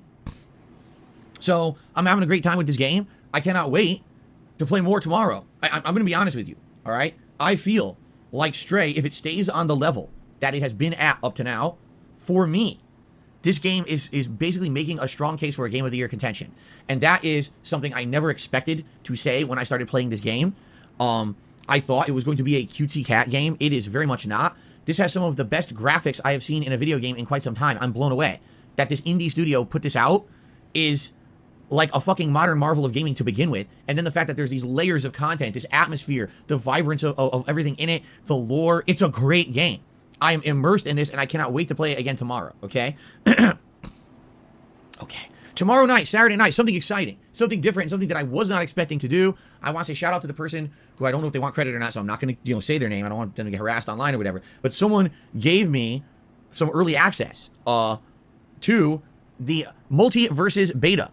The Multiverses beta, just so you guys know, it goes public later this week on the 26th of July. But I get access now. I can play it right now if I wanted. But because I already had some scheduling, set up, I said I'll do it on the weekend. So tomorrow night, we're checking out the Multiverses beta. For those who don't know, Multiverses is a game that is similar to Smash Brothers, or at least that's what it's going for. But it features a cast of characters from Warner Brothers properties, including DC Comics superheroes, the Scooby-Doo cast, the Steven Universe cast, the Adventure Time cast, the Looney Tunes, among others, okay? And people who played it over the past couple of days actually really like it. So I'm excited. A lot of people are saying, yeah, it kind of seems like it almost even bites off of Smash Brothers. Is that a good or bad thing? I guess it depends on your situation and your perspective. Some people seem to be upset about that, but Smash Brothers is done. You guys realize that, right? Like, the last Smash Brothers is done with. The producer of the series is not working on Smash anymore. So if you want more gameplay like that, this is kind of your thing. So to kind of hate on a game and say, oh, it kind of bit. People are talking about Stray in chat, and I'm going to make this fucking perfectly clear. This is the game where you finally can play as a goddamn cat. But you're telling me that even though you can play as a goddamn cat, you're not got the ability to lick your own arse? What's the fucking point of being a cat if you cannot lick your own arse? That's my take on it, What's the point of being able to control a goddamn cat if you cannot have the ability to lick your own arse like most cats fucking do? Not immersive, not realistic enough. Any cat I know enjoys licking their arse, and it's a random thing. And it's like, why did they do that? But yeah, you can't fucking do it in this game. It's not realistic at all. Like, sure, you can fucking, cuddle up to robots and scratch carpets, but no. Right. I'd not actually played Stray. People... Stray does look like a good game. I don't know why Phil's so much in love with it. He's just desperate to try and get maybe some clout for it because it's a kind of popular game to love right now. And also because he's got a dumbass cat that he tries to share on Instagram. I don't know. Yeah. That's my take on Stray. I'm glad people are enjoying it if they're enjoying it. But yeah, I think Phil's really pushing the boat. It's for a game. It seems like a nice game to play. But it seems incredibly simplistic in terms of the gameplay aspects, because obviously it's like you don't have to worry about the accuracy of your platform. It's just basically button presses, and it's all about brainstorming his solutions, which in Phil's case means getting the chat to solve it for him. off of Smash Brothers. Well, that's what they're going for, because you have created a desire for more gameplay like that. They're trying to satiate that desire with a different cast. What's the problem with that? Right? I don't know. Anyway, I'm excited to check it out tomorrow. It seems like a combination of kind of cutesy fun. Like, if you know these characters, it's kind of neat to be playing all of them in a fighting game environment. Even the fact that these characters are interacting is neat. But then on top of that, you know, people are saying, nah, it actually looks pretty competitive, right? So it's pretty neat, and it might be a really good game. So it's like a dual thing, like silly fun plus serious gameplay. I'm excited to check it out tomorrow. And what I've actually done is I've set it up so I'll check it out a couple nights. I'm probably going to play it both Saturday and Sunday night. The game is free to play, but it has a limited cast of characters until you play enough to unlock them with in-game currency you earn via matches, or you can buy them. Like, right off the get-go, you can drop like $30, $40 into this game, and you unlock all the characters. Well, obviously, I'm not going to do that. Andrew thinks that Phil just said unique. I don't know. Let me rewind a wee bit and see. And also, a couple of people are actually calling this out, to be fair. So, and like, if you know these characters, it's kind of neat to be playing all of them in a fighting game environment. Even the fact that these characters are interacting is neat. But then on top of that, you know, people are saying, nah, it actually looks pretty competitive, right? So it's pretty neat, and it might be a really good game. So it's like a dual thing, like silly fun plus serious gameplay. I'm excited to check it out tomorrow. And what I've actually done is I set it up so I'll check it out. Yeah, neat, I think. I think he said neat, maybe. I don't think he said unique. I think he keeps saying neat, not unique. Thanks for letting me know, guys. Honestly, I don't mind checking it. I never mind going back to check, guys. So thank you anyway for the heads up, and we checked, and it looks like he just said neat instead. Out a couple nights. I'm probably going to play it both Saturday and Sunday night. The game is free to play, but it has a limited cast of characters until you play enough to unlock them with in-game currency you earn via matches, or you can buy them. Like, right off the get-go, you can drop like $30, $40 into this game, and you unlock all the characters. Well, obviously, I'm not going to do that, but I'm excited to try this out, okay? So, yeah, tomorrow night, Multiverses. Then on Sunday, I'm not sure what I'm doing, but it really depends on everything. I'm assuming we'll probably do Fable Anniversary, because I haven't played it now in a long time, like a week. And probably Sunday night we'll do more Multiverses. Then Monday's main stream, maybe Final Fantasy VII. And the night stream could be highly dependent on what we need to finish up. Did we not finish up As Dusk Falls or Stray? Do we need another stream of either to finish it up? Okay? And then Tuesday is the final day. Okay? Tuesday is the final day streaming this week. So just to reiterate, this week is different. I know last week was different. It went extra long. This week is a 5-day streaming week. Wednesday is my day off this coming week. Why? Because that's what aligns with my wife's work schedule. Every week now it might fluctuate. There's nothing you can do about it. You know, my wife still works retail, and when you work retail, they change your schedule around, and they did again. And it's like, damn, what's the day that makes sense this week to have off? Okay, Wednesday makes sense based on our schedules aligning. All right. So Friday, Saturday, Sunday, Monday, Tuesday, that's my streaming week, and I'm off on Wednesday for this week. Okay. So there you go. Now what else is going on? Well, remember, Saturday, July 30th, the marathon is here. Ladies and gentlemen, on Saturday, July 30th, it is time to delve deep into the dark recesses of Darkside Phil's closet. You don't want to know what you can find in my dark recesses. Let's just put it that way. It's, 14 years of content creation, man, you can imagine what's going to creep and crawl out of there. I don't know, but we're going to find out. Like I said, it's 1 week from tomorrow, and it's a marathon, meaning we're just going to chill all day as I go into my closet, and I pull things out of it, and we see what they are. And I tell stories behind it, and some things we'll keep and put on the streams or implement in my content. Some things we'll probably just toss right the fuck out, okay? And some things, maybe I'll go sell, try to make some extra money, go trade them in a GameStop or something if they're games and stuff. We'll see, okay? It's totally unique, all right? Never done anything like this before. The stuff in my closet has sat there, a lot of it, for 8 years since I moved here, and sat in a... We got a motherfucking bingo, baby. Top left to bottom right diagonally. New games, defense mode, snort, unique, and toxic. I finally said unique, and I didn't just say fucking neat this time, I said unique. Fucking hooray for that. Prophet, shout out to you, by the way, because obviously in your video, your part 2 video, you showed off Bill's fucking closet that you took a video of, fucking years ago. And by the way, guys, if you've not checked out Prophet's part 2 of his video talking about Phil's computer, it's not just also about, he talks about the parts. Prophet actually done some planning for how Phil could rearrange his fucking office, not shit. He used like some kind of room studio thing, like some kind of online program where you can get dimensions of the room, and he's basically organised Phil's entire workspace better and smarter. Because the fucking current layout of Phil's setup, it's actually a bizarre fucking setup. If you think about Phil's setup, the door is also in his right hand sides. To him, his right or left, I'm looking at it. to get out into the hallway. It's just weird. It's just, and the TV's right there at the door. It's a very kind of weird setup. There's a lot of fucking wasted space. Everything's all fucking cluttered everywhere. Profit and also an effort and time just to say, well, this is how you can improve this shit, you know, and this is how you can better maintain this shit. So definitely a recommended video, worth checking out. But yeah, Bingo's going very well, guys, so far. I'm very happy with it. I feel very confident. I'm surprised he's not said wow yet.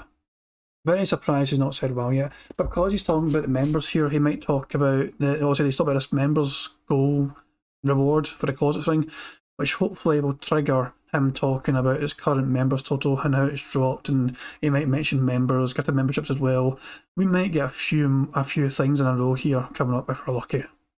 Been and was never touched. So this will be interesting because we'll be able to do some stuff that you know, may have some interesting stories and finds in there, and it's going to be cool. I feel it's going to be a fun, chill time. By the way, yes, there'll be a feasting with the king that will take place during this event.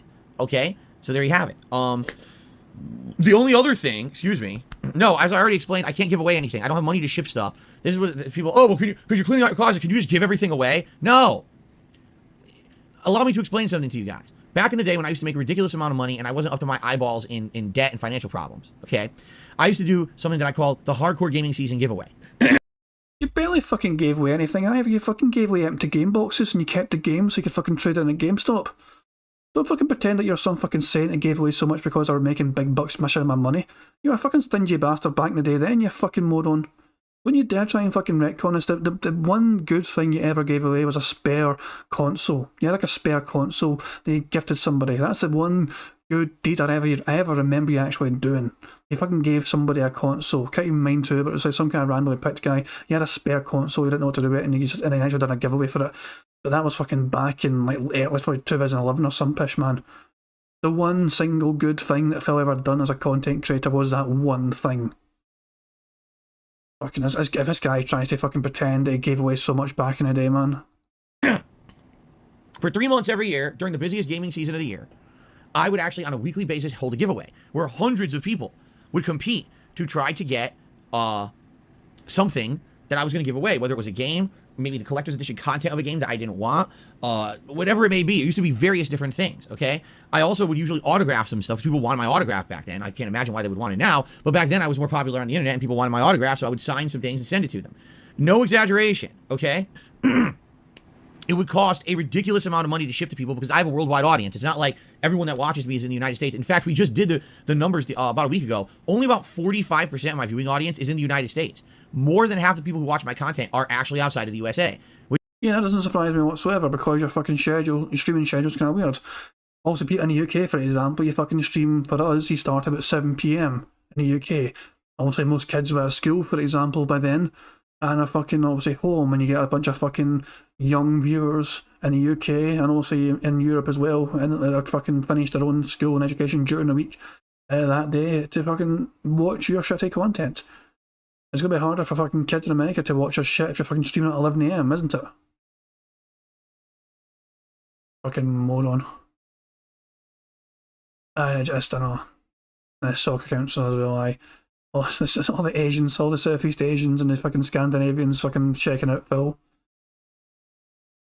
Majority, I mean, that's kind of true for a lot of kind of video game related content creators. I know it sounds a bit. I mean, I can pull up my demographics right now if you want. I'll do it later on. But the majority of my demographics are male, and the rest are just guys pretending to be female, basically. So there you go. that's what I think anyway. But yeah, it's not. I'm used to just like people. I don't know about anyone else. I don't know about anyone else's experience on the internet. I cannot. I've lost count of amount of times that there was like men pretending to be women on the goddamn internet, man. It was like, what the fuck is going on here? The trap demographic, yeah. Oh man, but yeah, it's yeah. But let's see what Phil's going to say. I cannot believe Phil's pretending. So he's talking about doing giveaways, but he's also saying, "Oh, I done this every 3 months, and it cost me so much money. Then why the fuck would you do it? Then why the fuck would you try and make your fans feel guilty? You're doing a nice thing for your fans, but then you're making them feel fucking bad because you're saying it cost you so much money to ship it." And this is not him bringing it up for the first time. He bitched about it at a time as well back then. Even though I fucking done this like every 3 months or something, it was usually not a great fucking prize. Leanna would fucking, when Leanna was with him, she would fucking help do the fucking draw. hey, play me a Bleach, how you doing? And she would like fucking help with a fucking draw, and I was like, oh, this person's going to get this signed game cover. I can't give you the game, because I have to trade it into GameStop, but you guys get a signed, I'll give you a signed business card with the game cover. You know, I was like, oh wow, thanks Phil, you're so kind. Thank you very much for giving me that shit. Thank you very much for a signed business card of you and a Sonic Cat, as well as this empty game box. Thanks, pal. What a giveaway. Which means exorbitant shipping costs, okay? Again, to put this into perspective, some of the things I used to send, I would send the collector's edition box, pamphlet, soundtrack CD, and stuff, you know, a small game case, mail it to the UK, $40.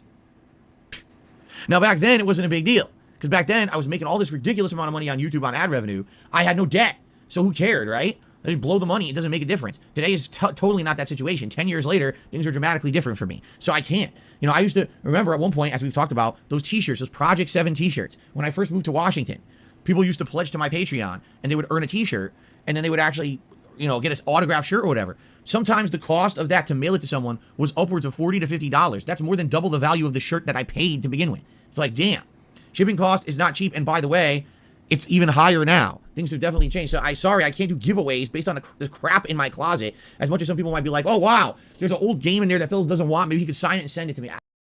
Why can't he just make it American viewers only? He's whining and bitching about fucking European viewers not shitting the shit the cost of shipping. Why can't I just make it so? Let's see, I know people are going to say, is that a creepy whisper? That was not a whisper. That was just him basically covering, is putting his hand to the side of his mouth and just still speaking at the same volume. There's no way that's a creepy whisper. You can't just fucking. So I'm putting my hand next to my mouth right now, but I'm still speaking in a normal fucking volume. That's not a creepy whisper. That's just me talking normally with my hand randomly at the side of my mouth just to fucking pretend I'm whispering. It's bizarre. That was not a creepy whisper. He's definitely capable. We will get a creepy whisper from him for sure, but that was not one. Yeah, he's got so many European dentists, but if it's such an issue for Phil, why can he not just make the fucking giveaway to be US only? It's not actually that uncommon for fucking American-based YouTubers to do giveaways to fans, but make it so it's only applicable for US-based viewers, just due to shipping fucking costs, or maybe certain rights or some pish, you know what I mean? Maybe they're not allowed to actually ship abroad certain things. I don't know, you know, some people are kind of weird customs and shit. Have a good time playing Maple Leafs. Thanks for dropping by. His dents could pay a difference if they are outside you. He probably would. Hey, well done, you won this giveaway, but give me $40 first to cover the cost of shipping. I can't. All right, it's going to be a trade it in or throw it out, or I just continue to store it. All right. So anyway, that's coming on July 30th. That should be an exciting event.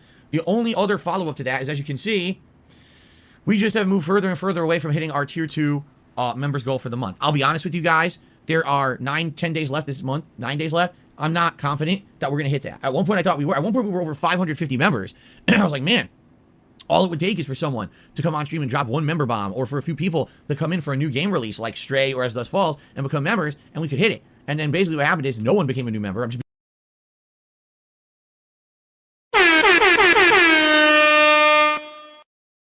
That's a... Oh, did I play that on... Oh, I thought we had a second bingo, but we didn't. Oh, I may have been too premature with that. I thought we had a second bingo, guys, but I think I was mistaken. Hang on, wait. I ticked WoW thinking that was a second bingo. As a premature bingo. As a premature bingo, guys, calm down, reverse it, rewind it, you know, it's just that's my bad.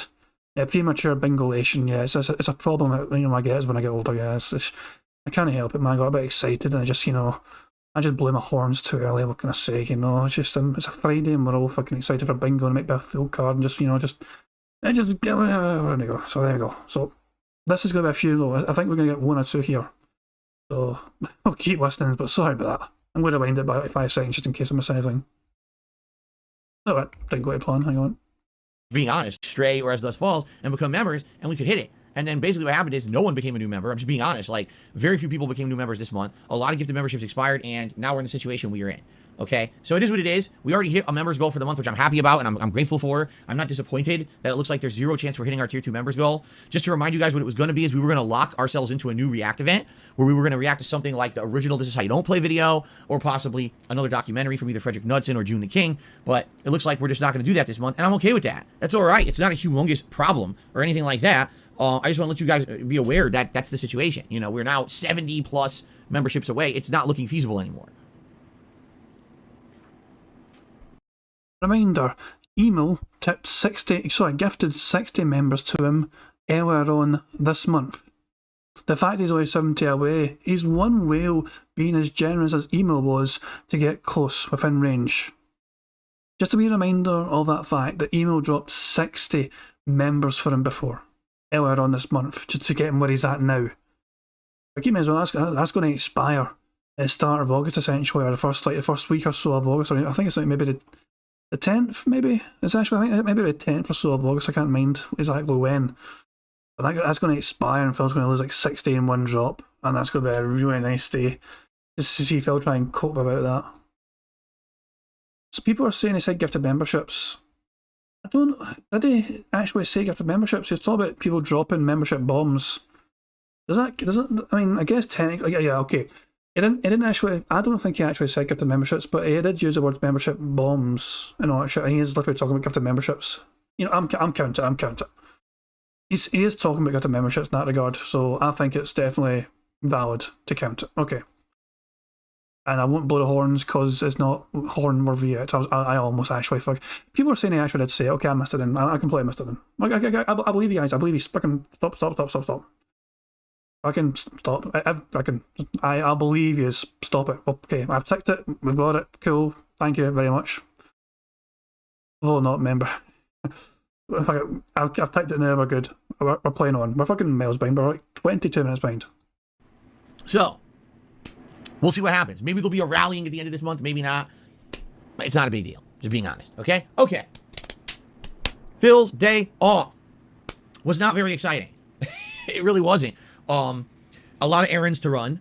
A lot of the game news and stuff that happened, I was reading on Twitter. I was like, man, if only I was on stream today to talk about it. And it just so happens it all happens when I'm off, of course. So we'll talk about the game news in a moment. But in reality, there's not much to talk about. Again, you know, I actually did get paid by YouTube yesterday. But I started doing the math in my head. I'm like, okay, so this week now I've got paid. I got to pay this bill. I'm doing the math. I'm like, it's literally all gone. Every dollar that comes in with my monthly YouTube payment goes right out to these bills, and that's it. So it wasn't like, oh, I got paid and now I have all this extra money and I could go out spending on a day out. It was kind of the opposite. So my wife and I stayed home. I went out and ran some errands, and I watched my wife play Greedfall a lot. She's way into the game now. Man, that game has some things that are going for it that are really interesting, and it's got some things that are odd. Like, the voice acting in the game is ridiculously peculiar. It's like the makers of the game wanted to create a new accent.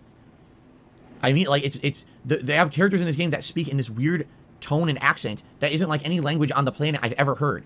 And they actively coached people to talk like this because there's multiple people who have this weird fabricated accent, and it really stands out. You're looking like, what the fuck? It's weird. And then also on top of that, okay, on top of that, there's a lot of weird gameplay elements and choices. It was funny because I'm watching her play it, right? And she's in an inventory screen. And there's a weight meter. Like you know, in any video game or any RPG, there's like a, you know, you can only carry a certain amount of inventory until you have too much weight in your inventory or whatever, right? The weight meter says 515 out of 300. Money, yeah, money, oh, money, yeah, money. Thank you, Blackmage606 for the super chat. He says he has a lot of Skullplay bills to pay, dude. Not exactly. Phil spent, what, $480 on WWE Champions on this event, according to TG Gamebox, done the math.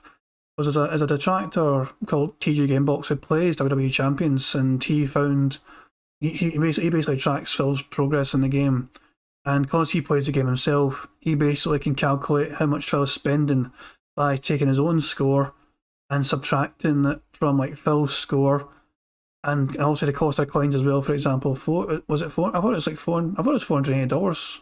People were saying $460. I'm sorry, it was a $20 off. He spent over $400 on this event. His bank account went boo. That's a good one, Hot Swervers, yeah. No hand graphs on this bingo card today.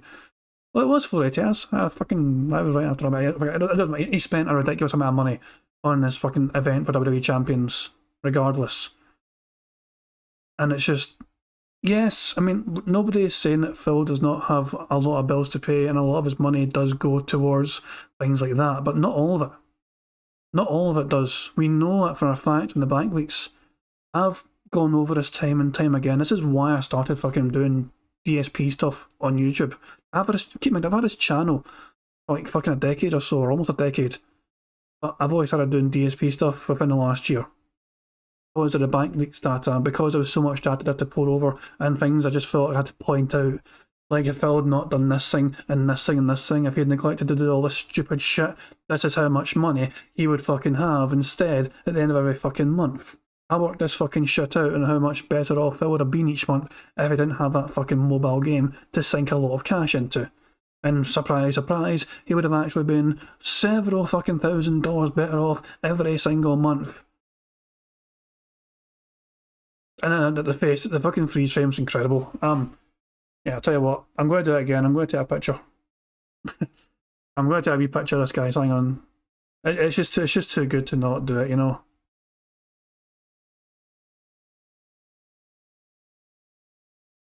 There we go. I've got a wee picture saved. So there we go.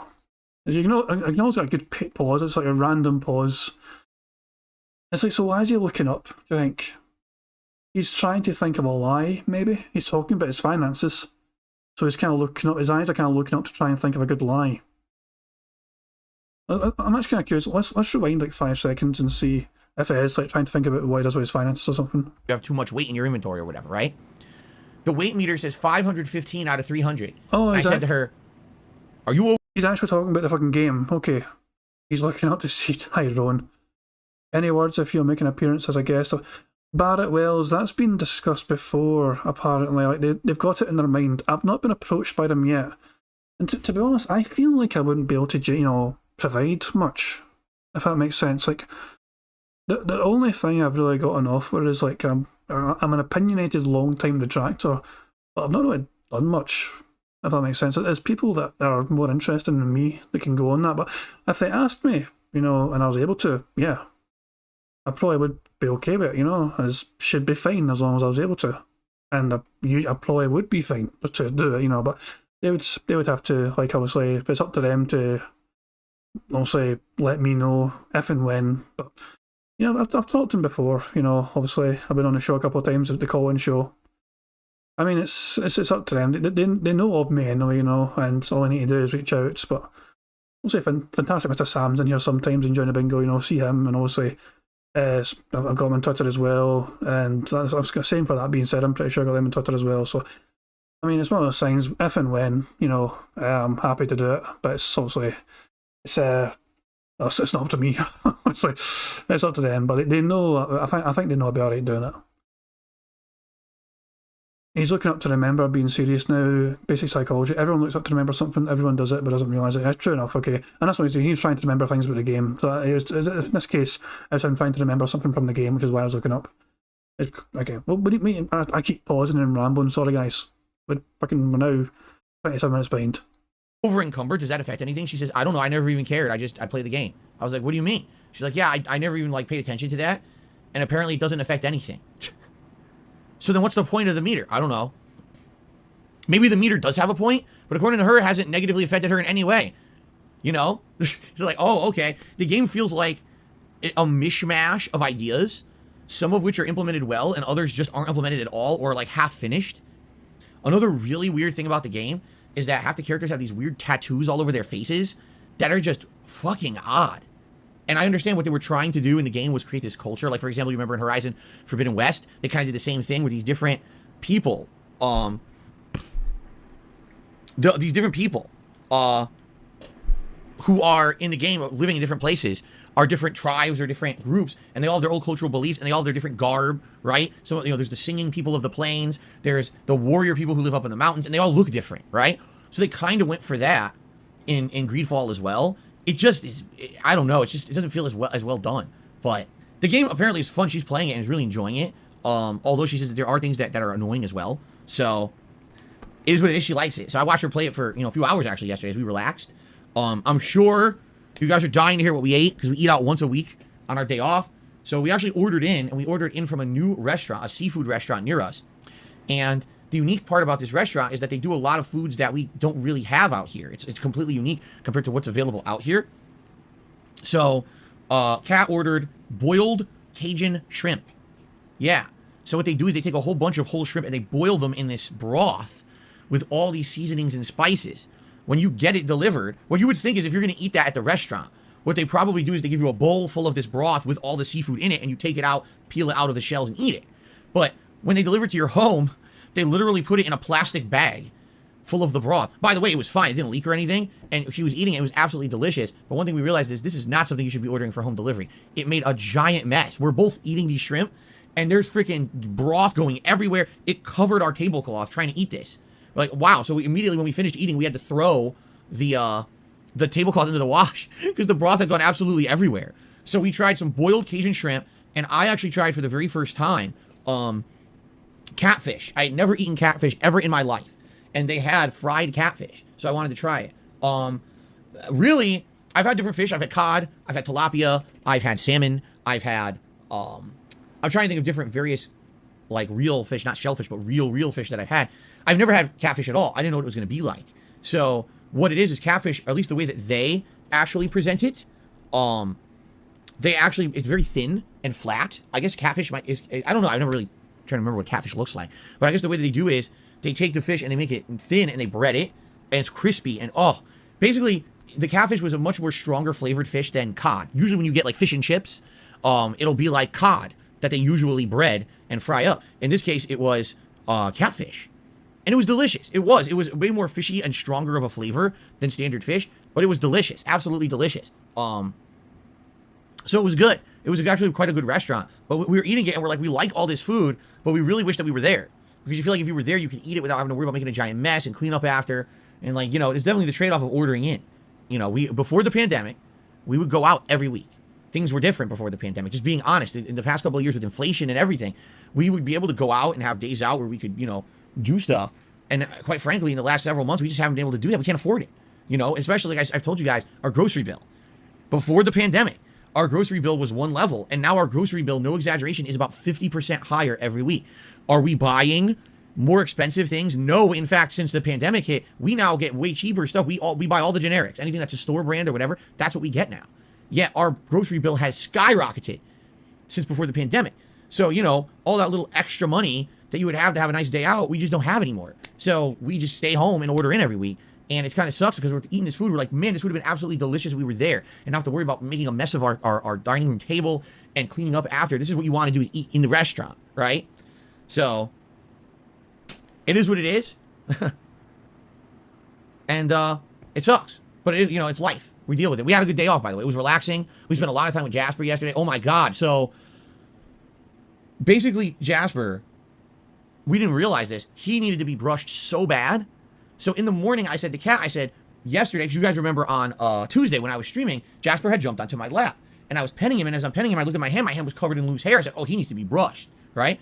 So in the morning yesterday, we brushed Jasper, okay? The pile of hair was this high that came off of him. We were like, holy shit, he's molting like crazy, man. It must be, change of the weather, summer months. So later in the day, all right, we said, let's do it again.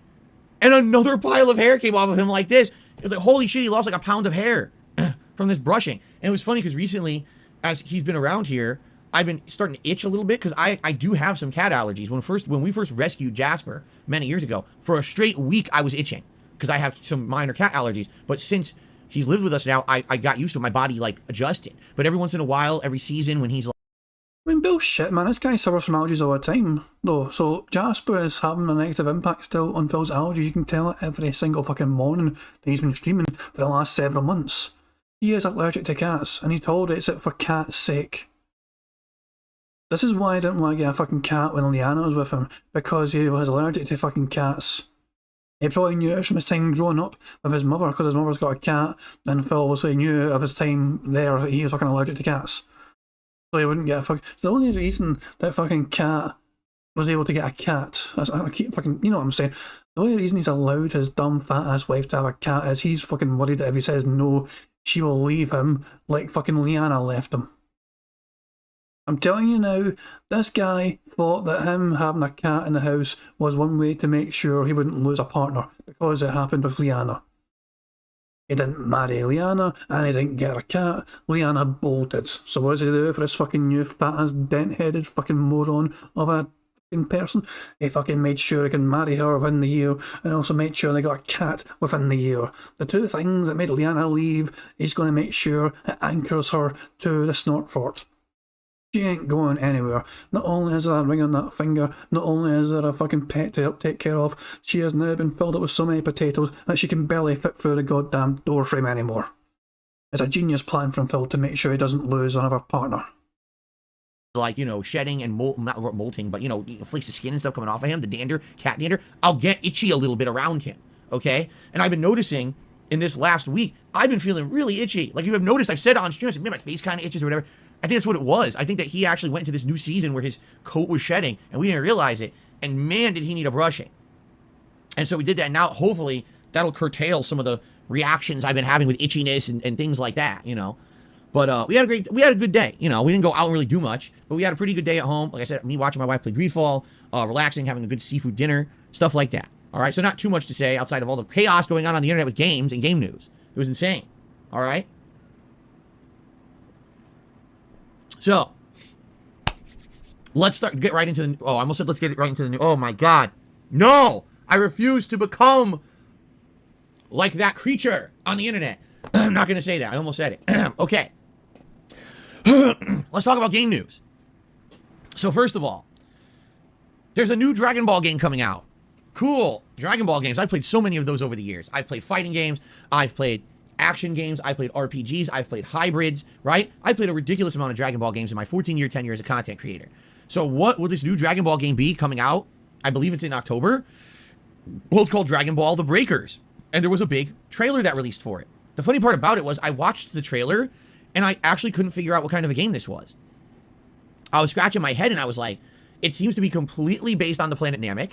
Like, it seems like the characters who are in that story arc, the Frieza story arc, are trapped on the planet Namek. So you've got Bulma, you've got, is it Oolong? The pig character who can transform his body. I can't remember if his name is Oolong or not.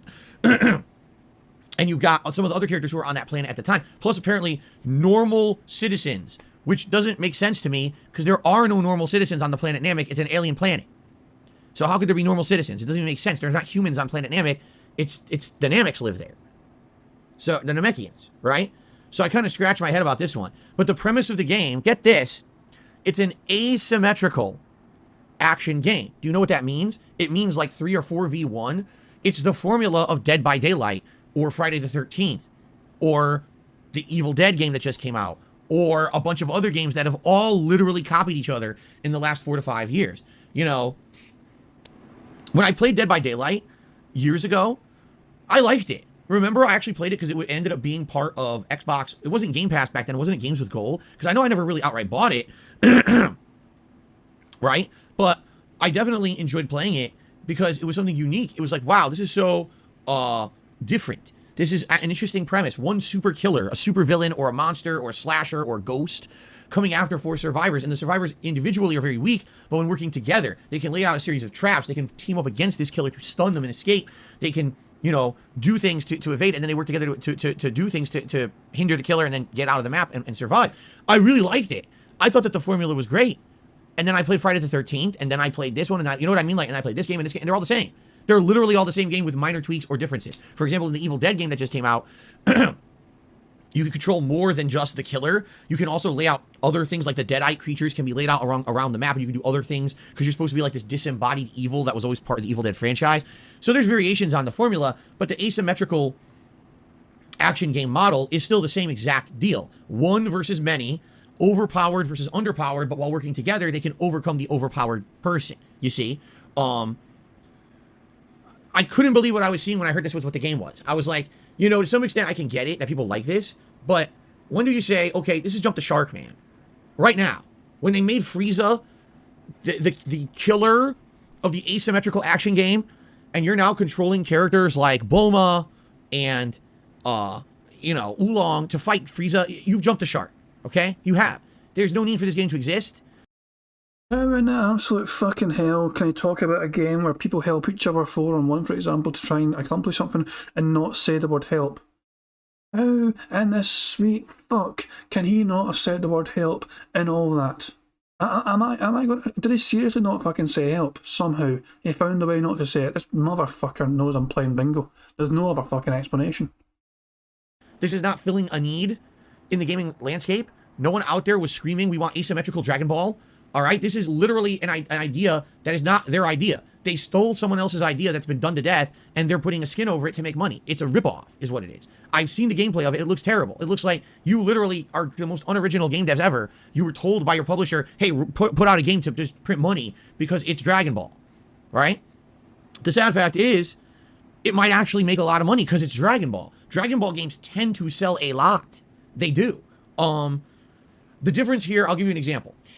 Someone literally just said in my stream chat, and I'm glad they did, well, what's the difference between this and Multiverses? Because you seem to be interested in Multiverses, and Multiverses is just a ripoff of Smash Brothers. Well, you're right, except Smash Brothers is done. Smash Brothers is, they're not producing any new content for it. The game is over with. You can play what exists, and that's great. You can play it forever as a competitive game, but it's not going to get any more updates or new characters. The seasons of content are done. Now people want something new. That's what Multiverses is doing. It's continuing on. It's satiating that need or desire from the gaming community. You can still play Dead by Daylight, and they're still putting out content for it. You understand what I'm saying? The original game still exists. There's no one out there screaming, man, I wish there was a 740-second asymmetrical action game out there. It's literally a cash grab attempt to rip off someone else's formula and try to make money off of someone else's idea. And I hate to say it, that this has become a huge thing in gaming recently. Take a look at games such as the Battle Royale formula, where literally everyone, their brother, their mother, their sister, their cousin, their dog, they're all making a fucking Battle Royale game. Because there's no originality in gaming. They all just copy each other to make money, right? And the team-based looter shooter, right? How many of those did we have for about a 4 or 5 year period? And this always happens in games, that they come in, there's these waves of fads that happen, and literally there's the innovators. The people from Dead by Daylight absolutely need to be applauded and, you know, praised. They made a game that stood out so well that to this day, people are still excited to play it and see new waves of content for it. And I played that game many years ago, and I still hear about it today. People are very excited for this. All right? And that's cool to me. That game is still so good. But does the game really need to be ripped off by every possible fucking company at this point? And a lot of people said to me, why didn't you play the Evil Dead game? Because it was fucking Dead by Daylight. It's the same game with a new facelift, a new skin, and a few tweaks here or there. I'm still playing the same game. You know what I'm saying? So if this game was adding anything to the genre that oh my god, it's so different. It doesn't. It's literally, from what I can see, the same formula yet again with Dragon Ball characters. So to me, it kind of like makes me shake my head. And plus the fact that they have to change the plot of Dragon Ball to make it feasible. Oh, this is a normal citizen on Namek who's fighting Frieza, but it's a human. There's no normal human citizens on fucking Namek. It's the fucking Namekians live there. If they were all green Namekians, it would make sense. It doesn't make sense at all. I'm like scratching my head like, what the fuck is this? So, quite frankly, it looks like a waste of time and a cash grab to me. I'm just being honest. Maybe you'll like it. I'm probably not going to play it. It doesn't seem like it's anything that I'd be interested in. Okay? Okay. That's number one. Ah, my nose is bothering me. Okay. Now, let's talk about some positive stuff, and then, of course, we're going to talk about the insane controversy of The Last of Us 1 remake. Oh, boy. I just can't wait to rehash this argument for the millionth time. So, you guys like pizza? I know I do. I love pizza. I'm Italian.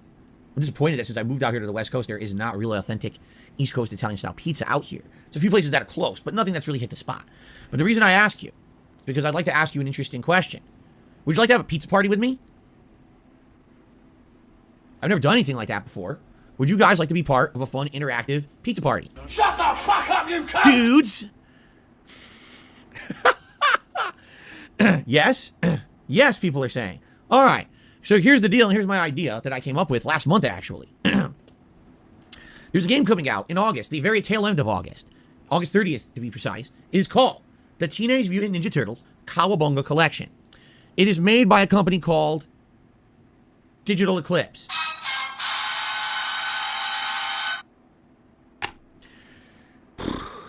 Digital Eclipse is the company that made the Street Fighter 30th Anniversary Collection. Yeah. And we all know my opinion on that. If you play that collection as an offline game, it's actually pretty good. The content is pretty substantial. That collection has a ton of games from Street Fighter history, including every version of Street Fighter 2, every version of Street Fighter Alpha and every version of Street Fighter 3. So as a walk down memory lane, it's really awesome. In fact, when that game came out in 2018, I did a History of Street Fighter project where I played through every one of those games, arcade edition, or arcade mode, I should say, from start to finish. Yeah, yeah. Money, money. Oh, money, money. Yeah, yeah. Money, money. Thank you very much, Barrett Wells. So super chat, he said, buy me the game, buy me the pizza, watch me eat it while you eat baby food, Jade. And Jade is one of his fanboys in fucking chat. It was his birthday the other day, so he probably got birthday money. So why, Jade, are you not spending that birthday money on Phil? Phil needs that money more than you, Jade. Come on, Jade. You can step up now with your contribution. Can you all donate 70 fucking members for Phil so he can hit his other members goal? How dare you, Jade, withhold your fucking funds from Phil? He needs it more than you do. Look at this motherfucker actually putting his hands through his hair. Yeah, I should have done it. He wouldn't do it every night for us, but he's doing it now. This is literally his hands are going through his hair right now. Every time this happens, man, we need him to do something on a bingo card. I won't fucking do it for when we need it, but if we don't need it, you can guarantee it'll happen. So I can point it at the camera several times. He's smacked his fucking leg all fucking several times. He's given thumbs up to the camera several fucking times. We've not had a fucking creepy whisper yet, even though he usually does it. We've not had him say meaningful yet, even though he usually fucking says it when we've not got it on a fucking bingo card. It looks like a bad masking job in Photoshop. That's incredible how a natural still video image looks like a bad masking job in fucking Photoshop. Maybe Phil's checking a bingo card at the start of the stream, but it wouldn't fucking surprise me. It would not surprise me. This fucking bastard does not want us to win bingo. And talked about their various different game engines and gameplay mechanic tweaks and the like. People really liked it and said it was something so different from the content that I normally would put out. Okay? So awesome, right? Excellent. This is great. Then I played it online and it was a huge mess. The online play always sucked. The lobby system was non-existent. Then they patched it in and it still hasn't worked properly. In the 4+ years that I played the game, they never bothered fixing it. It's completely unfinished. The game runs at the wrong speeds online on certain stages. It's just a mess. Essentially what it is they wanted to do something that was good for offline play and then tried to tool in online play, and the online play was an afterthought and sucked ass, and so the collection isn't very good competitively. Nonetheless, it was only the only real way that I could play the classics in the last 4 years, so I literally played the game weekly for 4 years. Okay? I am happy to announce I was able to ditch it when the Capcom Fighting Collection came out about a month ago, and I haven't had to deal with it anymore, which is great. So Digital Eclipse has moved on and made other games since then. The current project they're working on is the Teenage Mutant Ninja Turtles Cowabunga Collection. Now, growing up as a kid, I was a ginormous fan of the Teenage Mutant Ninja Turtles. And I already talked about my history with the Ninja Turtles when I was doing my intro to the game Teenage Mutant Ninja Turtles Shredder's Revenge about a month ago now, or 3 weeks ago, whenever it came out. This game was a brand new game that was a spiritual successor to the old school Ninja Turtles arcade games, the beat-em-ups. I loved it. I thought the game was outstanding, and I did 2 playthroughs of it to highlight the different characters in the game and the gameplay. I actually upped the difficulty for the second run and played with the secret character Casey Jones. I had a lot of fun with it. However, the game was incredibly short. You could beat the campaign of the game in about 2 to 3 hours, and so I did 2 runs within 2 streams, and I was done with the game. There's nothing else to even see with it, okay? This collection is basically the love letter to the Ninja Turtles video game history, all right? It features, listen to this, the original Teenage Mutant Ninja Turtles arcade game and its sequel, Turtles in Time, okay? The arcade editions. We're not talking ports. The actual full-on arcade editions with their full-on great graphics, music, and content, okay? Then, it features the original Teenage Mutant Ninja Turtles NES game, the one that everyone fucking hated, including me. We all either rented or bought. I rented. Thank God I didn't buy it. Played it and said, what is this piece of shit? This game has nothing to do with the Ninja Turtles cartoon. It's super annoying. Who are all these freakish enemies? What is this game? It almost feels like what they did is they superimposed Ninja Turtles over another existing game. Like they made a game that wasn't going to sell and they never released it. And then, we need to make a Ninja Turtles game. Quick, slap them in the game and pretend like it's a Ninja Turtles game. That's what it felt like to me. So that one stunk. Okay, it really was. It was so annoyingly difficult, and almost no one I ever knew ever beat it. Everyone just hated it, okay? Then, the arcade games came out, and that was the gold mine for Ninja Turtles content, because game developers said, we could just port the arcade games, and they did. So Ninja Turtles 2 was actually the arcade game NES port. Ninja Turtles 3 was actually a unique game. I believe it was called the Manhattan Project, which was a sequel to the arcade game, but it wasn't in arcades. It was actually only at home consoles. So there's a whole Ninja Turtle style arcade game that's not an arcade game. It's only on the NES. And I think it was also ported to the Genesis at one point. Then, when Turtles in Time came out, that was the direct sequel to the arcade game. So in arcades, it was called Teenage Mutant Ninja Turtles, Turtles in Time, or everyone just called it Turtles 2. But then when it came to home consoles, there was already in Turtles 2, which was the arcade game, and then Turtles 3 was its own original game, so they called it Turtles 4. So in the arcade, you had Turtles 1 and Turtles 2. At home, you had Turtles 1, 2, 3, and 4, and literally none of them aligned with each other numbers-wise, and every kid was confused as fuck as what the fuck you were playing. Okay? Now, in addition to all of that, there were Game Boy games. I never played any of the Game Boy games because I didn't own the Game Boy until very late in its life cycle. Okay? But I want to say there's like 3 different Game Boy games. And then on top of all of that, they cashed in on the fighting game craze of the 1990s, and they made a Ninja Turtles fighting game. But in typical fashion, they made 2 versions. One for the Super Nintendo Entertainment System and one for the Sega Genesis, and each version plays differently and has a different cast of characters. It's odd as hell, because you could rent it for one console, play it, and be like, oh, I like this game. You could rent it for another console, play it, and be like, didn't I already play this? But no, I didn't, because who's this? And what's this gameplay mechanic that's not in the game that I swear I played already? It's so confusing. So, this collection is everything I just mentioned. The 2 arcade games, the 4 original NES games, the 2 versions of the fighting game.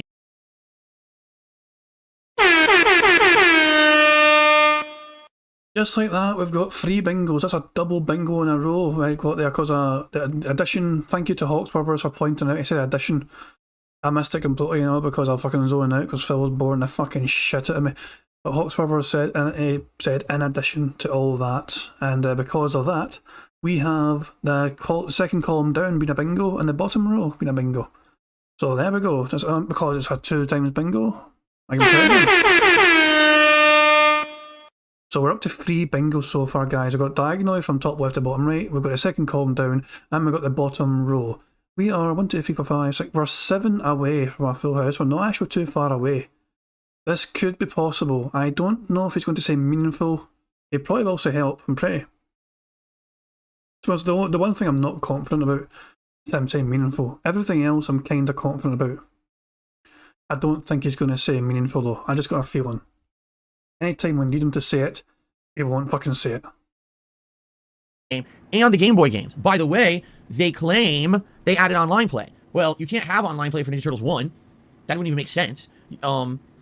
I guess what they're saying is there would be co-op online play for all of the beat-em-ups, in which case you have the arcade game, the sequel to the arcade game, and the 4 home versions of Ninja Turtles, I guess. What I would say is where the online play would really shine would be the fighting game.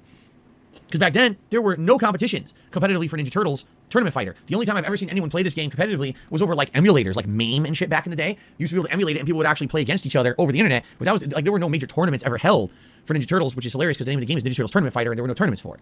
You see, it wasn't held in the same regard as say Street Fighter or Mortal Kombat or anything like that. It was just kind of a game you would rent or play at home and that was it. So if they're adding full online capabilities to all these games, not only could you play all the original Ninja Turtles beat-em-ups co-op, which would be fun as hell over the internet, but then you're going to play a competitive fighter as well.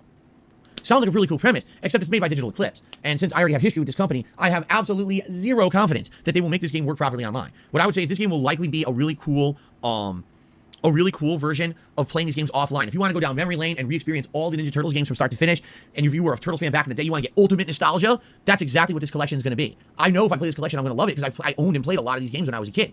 But if you're actually looking for like an actual like competitive online experience, I wouldn't expect it. Just being honest, I have zero confidence that this thing will work. There probably won't be a lobby system. It's going to be mishmashed together. I could be completely wrong. Maybe I'll be pleasantly surprised, but that's what I'm expecting. By the way, Eric is actually chiming in and saying there was a 3rd version of Ninja Turtles Tournament Fighter that was NES only, and that one's in the collection too.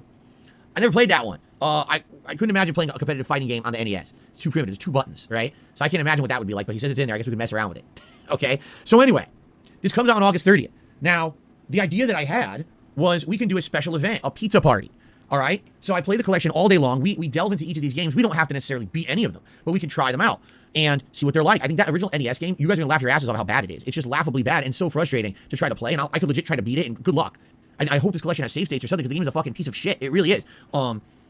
The fighting games would be fun just to dabble with and see what they did. You know, does it play like Street Fighter? Does it play like Mortal Kombat? What does it play like? What are the game mechanics of that? I don't really remember. It's been so long since I played Ninja Turtles Tournament Fighter. I don't really remember much about it. It would be cool to go down memory lane and play those games again. And of course, you've got the beat-em-ups, which are classics. Now, I owned Ninja Turtles 2 on the NES. I probably beat it 100 times. The game was outstanding. And it wasn't accurate to the arcade? Hell no. They had to cut a ton of corners, but it's a great game in its own right. And then, of course, you got the original arcade game. It'll be pretty fun to maybe jump in and do some co-op, especially if I have some viewers maybe who are going to buy the game and want to do co-op with me. I think this would be pretty neat, okay? So what I was thinking of is doing some kind of like a pizza party marathon event where it doesn't have to exactly be on release day. Maybe we'll do it like the weekend after, so that way more people can attend on weekends for these kind of events. But I order some pizza. You know, we have a fun event together. I'll rate the pizza or whatever that I buy, and I can eat it with you guys over the course of the day as we're playing Ninja Turtles games. I think it could be a really neat time. Seriously, like a special event all based around Ninja Turtles. That's certainly something different for my content. I almost never do special events like that, right? So I think it could be pretty neat. Of course, some people would say, well, how's the event going to be? Because it's a marathon. Are all your marathons member reward goals? Well, they are, but I don't know if I want to do that this time around because I kind of already announced it. You know what I mean? Like, I already had this idea and talked about it. So, I don't know. Let's see what you guys think. Yeah, yeah. Money, money. Oh, money, money. Yeah, yeah. Money, money. Thank you very much, yeah boy, for a super chat. It says, grown man, pizza party, please tip, it's so tough, for God's sake, yeah. I'm just back, by the way, so did I miss anything when I was away there? So I typed BRB in chat because I had to grab alcohol, and I've got my bottle now. I have got a big 650ml bottle of Desperado to enjoy on this Friday night, and I do need alcohol to fucking cope with the rest of this goddamn stream because Phil is boring the ever-living shit out of me. Jesus Christ. I honestly cannot believe this guy is a cure for insomnia. I'm not kidding you.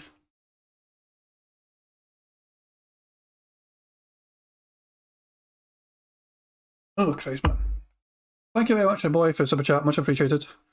What am I drinking? Yeah, I just said a big bottle of Desperado, essentially. People don't know what Desperado is. It's kind of like a tequila beer. Very easy to drink. Yeah. Especially on a hot day. I think it's one of the better drinks to have on a hot day. He's going to order some chain pizza and hype up my Italian roots. Yeah, he's right down here, man. He's like, I love pizza. I'm Italian. Motherfucker, I'm not even remotely Italian. I love pizza. I'm fucking a fat Scotsman. I love pizza. You don't have to be fucking Italian to enjoy pizza. I have a reason. I have an excuse to like pizza. It's because I'm part Italian. You could have a fucking bastard that lives on the fucking moon and they'd probably love pizza. But if you guys are excited for this, I think it's something that we could set up and try and start to plan out for late August because the game comes out August 30th, which is a Tuesday. But like I said, I don't know. Do you guys really want me to do this on a Tuesday? I don't know. Would you want me to wait for the weekend? You guys tend to like my marathon events more on weekends. In fact, people have kind of told me to try to always schedule them for like a Saturday because that's when more people can attend. So I guess we'll see. Let's talk about it. But that's my idea. I'm very excited for the game. And then on top of that, to do like a special event around it, I feel would be pretty neat. Okay? Okay, so Shia says, here's the games that will have online functionality. Teenage Mutant Ninja Turtles Arcade, Teenage Mutant Ninja Turtles Turtles in Time Arcade, excellent. Teenage Mutant Ninja Turtles The Hyperstone Heist, if I remember correctly, that was the Genesis beat 'em up. And Teenage Mutant Ninja Turtles Tournament Fighters for the Super Nintendo. Oh, that's cool. So they're basically saying the Super Nintendo's the better version. Actually, hold on, does somebody in the stream chat have to fucking do the homework for Phil because Phil couldn't be able to do enough research? He presented this news story without looking into the full facts of the situation himself to present to his own audience. So he skims headlines and then fucking gives his opinion on the headlines without actually reading about what the fucking thing's about. He didn't bother to fucking do the research into what kind of online... So he knew this was coming out. He openly questioned, reading out this news story, what online functionality would be for this game, even though that information is out there and publicly available. And somebody in his goddamn chat had to basically fill in the blanks for him. What a lazy fucking bastard, man. What a lazy goddamn scummy bastard. The fucker probably had to fucking give him a super chat or something to fucking explain to him the situation. Just to make sure Phil sees, hey, I need to give Phil money so he can see this information, so he can present a fucking accurate news story in case he misses information out. People are saying, remember the other day when he reported on a fake leak and talked as if it hadn't already been proven fake? Yeah, exactly, Storms, exactly. Reading past the headlines requires effort, yeah. Dude, how am I supposed to read the small print? Everything needs to be in big headline format for me, otherwise I'll never be able to tell what it says. A lot of people disagreed with that and thought the Genesis was the more competitive version of the game. But so you'll have one fighting game with online functionality and 3 of the beat-em-ups. That's cool. That's cool. I like that idea. Okay. All right. One minor update, and then I want to talk about The Last of Us controversy. I swear to God, I'm not going to go into an hour about The Last of Us. I'm not. I'm just going to summarize. There's a new game. Well, actually, there's 3 new games that were just added to Nintendo Switch Online. Okay? And it's pretty neat because these games are variety. One of them that's added on there, I never expected they would ever add. Fighter's History for the Super Nintendo.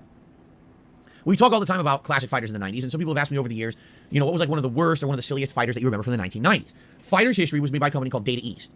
Not Capcom, not Midway, not anyone known for making fighting games, but they wanted to cash in on Street Fighter's popularity. Fighter's History is literally a knockoff of Street Fighter. Like, there's characters in there that you can tell they 100% either copied directly from Street Fighter or just stole kind of the generalized idea. It's so bad of a ripoff, Capcom sued them, saying it was a ripoff. Okay? The reason I think this game is such a fun anomaly is because it's one of the most ridiculous games I've ever played. I'm not kidding you when I tell you that each character is a more offensive, generalized stereotype from someone from around the world, and they're characters that say such awesome fighting game moves as ding dong da, I'm not exaggerating, and that's not racist. That's one of the moves in the game. The guy says, ding dong nah, as he fights, like just outright. Like, what the fuck? What's he saying? What? There's a guy from France who throws roses at you and says, how about a rose? How about a rose? I mean, I think he's actually supposed to be saying Yamato rose, but how about a rose? Because, you know, the French, all they do is they're all about romance, so they just throw flowers at each other. It's the most ridiculous fighting game ever made, or one of the most ridiculous. And they actually made this game to try to make it be taken seriously. Like, they wanted people to buy this and play it like a real game. And when I remember playing it in the arcade, I laughed my fucking ass off, and all my friends did too, who we all played Street Fighter. And we started playing this game like, what the fuck is this game? Who the Phil having friends. Now you know it's a fucking lie. fuck would play this for more than 5 minutes? It's the most stupid game you've ever seen. So I think I want to play it just for comedy value. The game is that ridiculously stupid and bad. I can't believe they added it to Switch Online. I really can't. I thought this game would be forgotten forever. Really. But people are going to know it now because it's on Switch Online. Okay? So, yeah, I want to play it as a one-off, like, ridiculous, hilarious comedy stream, if possible. When? I don't know, because right now we're kind of booked this week between finishing up As Dusk Falls and Stray with the Multiversus beta and then getting back into the retro games, Final Fantasy VII and Fable that I've been playing. I don't know if we'll be doing it this week. Plus, this is a shorter week. It's only a 5-day streaming week. But I definitely want to check this out. It's hilariously bad. It's such a joke game that you have to play. It's so bad it's good. Like the Street Fighter movie from the 1990s. Has nothing to fucking do with the games, but the movie's so bad it's good. It's a guilty pleasure. That's Fighter's History is the guilty pleasure fighting game of the 1990s. It's that bad. Oh, excuse me. So there you go. Okay, now let's get into the big controversy because I want to get it over with. So, The Last of Us 1 is getting a remake, which Naughty Dog has touted and highly advertised as a from-the-ground-up remake. All right? It was leaked before it could be announced in early June, and then they had to kind of, oops, the cat's already out of the bag, let's talk about it during Summer Games Fest. What they said was the graphics are completely redone to be in the new graphical engine that Last of Us 2 is in, only running even better now on the PlayStation 5. They also said the gameplay mechanics would be updated and modernized to implement things from their modern game, The Last of Us 2. There's so many things they promised, basically. And then they announced they're selling it for $70, all right? And a lot of people gave this a lot of shit, like, what, $70? You're acting like this is a brand new game. Well, are the characters any different? No, they're the same characters. Is the voice acting different? No, it's the same voice lines. Is the plot any different? No, it's identical, same plot as the first game. Oh, okay. You know, so what is different? Oh, the graphics, the gameplay. We're adding a ton of new accessibility features, which is outstandingly cool. But what about the multiplayer? Is that in it? Because if you remember, Last of Us 1 had factions multiplayer that a lot of people like. Oh, no, that's not in it. Wait, what? You're reselling The Last of Us 1 with not even all of the features as the original game, but you're charging more money. Yes, that's what we're doing. Well, why? Because we made this game from the ground up. No, really. We did everything originally. Everything is redone, retooled. But wait a minute. You just said it's the same plot, the same characters, the same voice acting. It's the same game. Yes, but we redid it all from the ground up. No. The moment that they announced they made this game from the ground up, they lied. That's not what it means. To remake something from the ground up means everything is new. Everything. If you reused music... I'd like to fucking remind everyone that this motherfucker thinks a homemade meal just counts as something you make in the house. Like if it's made in your kitchen, even if it's in a fucking tin, he considers that a homemade meal. I just want to point that out to you. He considers basically anything you make in your kitchen a homemade meal, even if it all comes in jar form, in tin form or whatever, man. He just fucking sticks something in the oven if it's like a processed shit already or freezer food or whatever. He considers anything you make in your kitchen a homemade meal. Even though that is not what a homemade meal is. A homemade meal is something you make from scratch. Like if you're having fucking, like, you know, spaghetti bolognese, whatever, you make your fucking spaghetti from scratch or whatever, you know, like that shit. Even though it's really hard to make from spaghetti from scratch with your...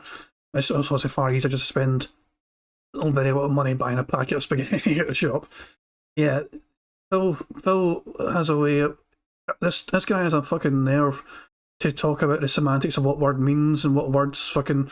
He doesn't know the fucking meaning of so many basic fucking phrases in English language. It's fucking just goes in one year, the other year with this guy sometimes, honestly. The rainy day fund is for rainy days only.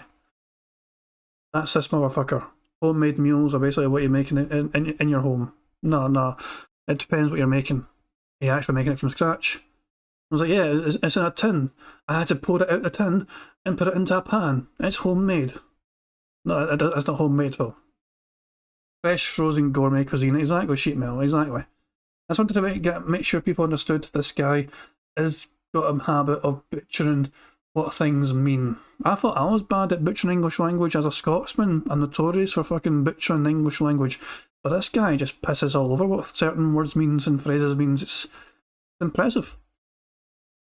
That's not what it means. To remake something from the ground up means everything is new. Everything. If you reused music, voice acting, plot, anything, you have not remade it from the ground up. They don't even understand the term that they've been using to market this game to the public for months now, okay? They've been mismarketing the game for months now, all right? So why am I bringing this up? Because there's been all this controversy over the game over the last few months. I've talked about it on this podcast before, okay? I give you my opinion that I do feel it's a ripoff. They shouldn't be charging $70. This whole thing could be fixed if they said we're charging $40.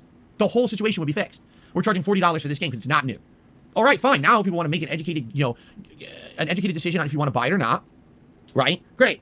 Make your educated decision. But when you're charging $70, that's the price of a brand new game. You're essentially saying this game is new. It's not. It's the same game you've already played with some modernization, some tweaks and improvements, okay?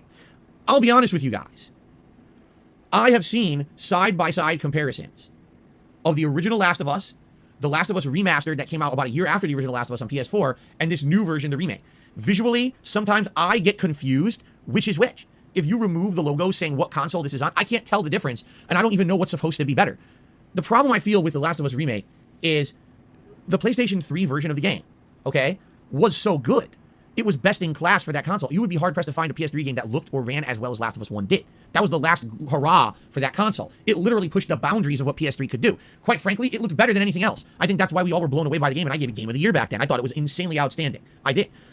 And so when you tell me, oh, well, this is a remake, here's all the new graphics, and I look, and I'm kind of squinting. I'll be honest, there's some cases where there is a big difference. They actually showed a picture of the giraffe. The giraffe of the original game versus this remake, it's completely different. The giraffe looks real now. It looks like a real fucking animal. It's awesome. And actually, that was one of the things that did blow me away visually. I was like, wow, that looks really improved. But a lot of the times they're showing the character models and shit, and I'm like, that character model doesn't even look better. It just looks different. Like they wanted to change the physical appearance of one of the main characters, so they did to say, oh, it's a remake. Well, it's not better. You just changed how they look. That doesn't mean it's better. You know what I mean?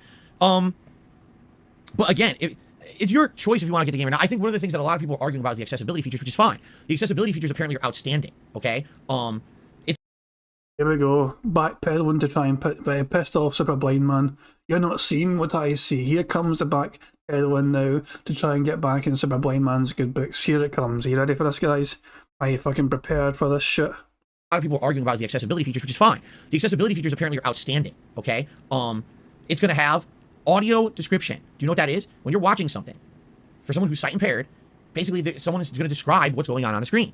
And this has been a huge thing for movies, television. People who are sight impaired can't really watch a lot of stuff. They can't enjoy it like us. And to have someone audio describing everything going on in the scene in a professional way is a rarity. And when they get it, it's a win. It's a major win. The fact that they're actually doing this for The Last of Us 1 remake is outstanding. I 100% am happy about this. Apparently they're going to be implementing, it's not 100% confirmed yet, but they claim that they're going to be implementing a lot, if not most of the accessibility features from Last of Us 2. If they put that sonar shit in it that I saw from Last of Us 2, that's crazy. That's just a whole retooling of the game. That is from the ground up, because what they have to do is place sonar points throughout the entirety of the fucking game, and that's going to be a lot of work. Is it $70 worth of work? No. Because guess what? They put that into The Last of Us 2, but also The Last of Us 2 was a totally new game, and they only charged $60 for it. So just based off the history of pricing that Naughty Dog has laid out on their own games, you know that The Last of Us 1 remake is still overpriced. If you can sell me a totally new game that has all these amazing groundbreaking accessibility features for $60, and then you're selling me a game I've already played where everything is, not everything, but the story, the music, the voice acting, all that's already made. And what you're doing is you're rehauling the graphics, you're putting a few gameplay tweaks in, and you're putting in accessibility features. Charging me $70, you've actually overpriced it per your own comparison standard. I bought a new game from you for $60 that had all those features, and now you're charging me $70 for a game I've already played. It doesn't make sense. There's literally no logical justification for the pricing of this game. Again, if they would just lower the price point to $40, none of this would be a problem. Literally no one would have an issue with The Last of Us Remastered if they weren't charging $70 for it. This is why the entire internet is calling it a cash grab, okay? So why am I bringing this up? Because of course this happens during my day off. There's a leak on the internet. Someone who worked on and or tested the game puts out an exclusive video clip that they made of the game. It's about a minute long, showing the gameplay of the game. And they basically say, as you can see during this clip, which is legit, they've lied to you. They told you that the gameplay elements of the game would be redone to be like Last of Us 2. They are not. It's the same exact gameplay from The Last of Us 1. And then they proceeded to show a minute video clip of it being exactly the same as The Last of Us 1. Now, are there things that are different? Apparently, the weapons bench now has features from Last of Us 2. I don't really know what. I don't remember the difference between the weapons bench from Last of Us 1 and Last of Us 2, quite frankly. So maybe there's a little bit of a difference there. And so people are saying there's new animations. For example, if you shoot an enemy enough and they're weakened, there's new execution animations that are taken straight out of Last of Us 2. Apparently, they were present in Last of Us 1, but it's different from that. Okay, but again, is that different gameplay? No. What you're doing is you're just adding little tweaks. That's not from the ground up new gameplay. Naughty Dog lied. And it's getting tiring at this point. You wanna know why? I'm tired of this shit. I am. I'm tired of talking about Naughty Dog and saying that they lied. Why do they keep doing this? Why? And why do they think they can get away with it? Why does Neil Druckmann keep doing this? I just don't understand it, okay? Let me explain something, all right? I'm upset. You wanna know why I'm upset? Because Naughty Dog has done this twice now. They have a new game that's going to have groundbreaking accessibility features in a AAA game. People who've never experienced AAA games before will be able to play them just like all of us. That is amazing. That is a huge positive, a huge win, and I wish every AAA game dev would do this. In fact, there was some announcements that God of War Ragnarok also may be implementing some really huge accessibility features in their game. I'm super excited for that, right? I'm fucking tired of having to deal with drama along with this positivity. You know what I'm saying? It's tiring, man. It's like, I just want games to get better and games to be accessible for all and games to be a positive experience without having to have all this toxic discourse around a company trying to make a buck. I'm just so fucking tired of it. It drives me nuts. All right, it does. Phil doesn't seem to be understanding that they constitute putting all this extra additional effort into making games more accessible friendly, which I'm kind of somewhat agreeing. Like, obviously, everyone should be able to enjoy games, even if you've got disabilities, to try and limit your sight, for example. You're hearing it's always good that companies try and make their games to be as accessible as possible. I think we can all agree that's a good thing. But the fact is, that takes so much extra effort and work and expertise, and it's not even the same team of game developers that can do that shit. You need experts in that know what is needed. You need experts in to program specific things that cater to that kind of audience. So of course it's going to drive the price up because it requires a bigger team of people. So normal game devs that just cater to normal like gamers all of a sudden have to try and think, oh, what's this person going to do if they fucking can't see shit? You know what I mean? There's so much extra additional work goes into the development in a game to make all these features accessibility friendly, that of course it's going to affect the price as well, because it means the stuff behind the scenes and making the game has so much extra development towards it. That's just the way it is, Phil. If you really want all these games to be accessibility friendly and not shit and cater for all audiences like that, which I think is a good thing to try and cater for all audiences, the fact of the matter is it's going to take a lot more work from game developers, which means it's going to cost more money because there's a bigger team to try and implement all these things to make it as accessible as fucking possible. And Phil can't see that. Phil just thinks, oh, these game devs are greedy and all that shit. And I mean, no. It's always a lot of extra work fucking going on into the game to try and make all these features work. And Phil is just adamantly saying, it's just this fucking, it's the same game as the first one. Where was Phil when fucking Grand Theft Auto 5 got remade 4 or 5 times in a row? I fucking played that shit in PS fucking I didn't play PS3. I had it on, it's funny, so I had Grand Theft Auto, did I get it for Xbox 360? So I had Grand Theft Auto 5 on Xbox 360 back in the day. And then I bought it on PS4. That's what it was. I got it for PlayStation 4. It was just the same game, but it's updated graphics, not shit. You can go like first person in Grand Theft Auto 5, not shit, you know. And then when I got my PC sorted, what was one of the first games I bought? Grand Theft Auto 5. So I bought the same game across 3 different platforms.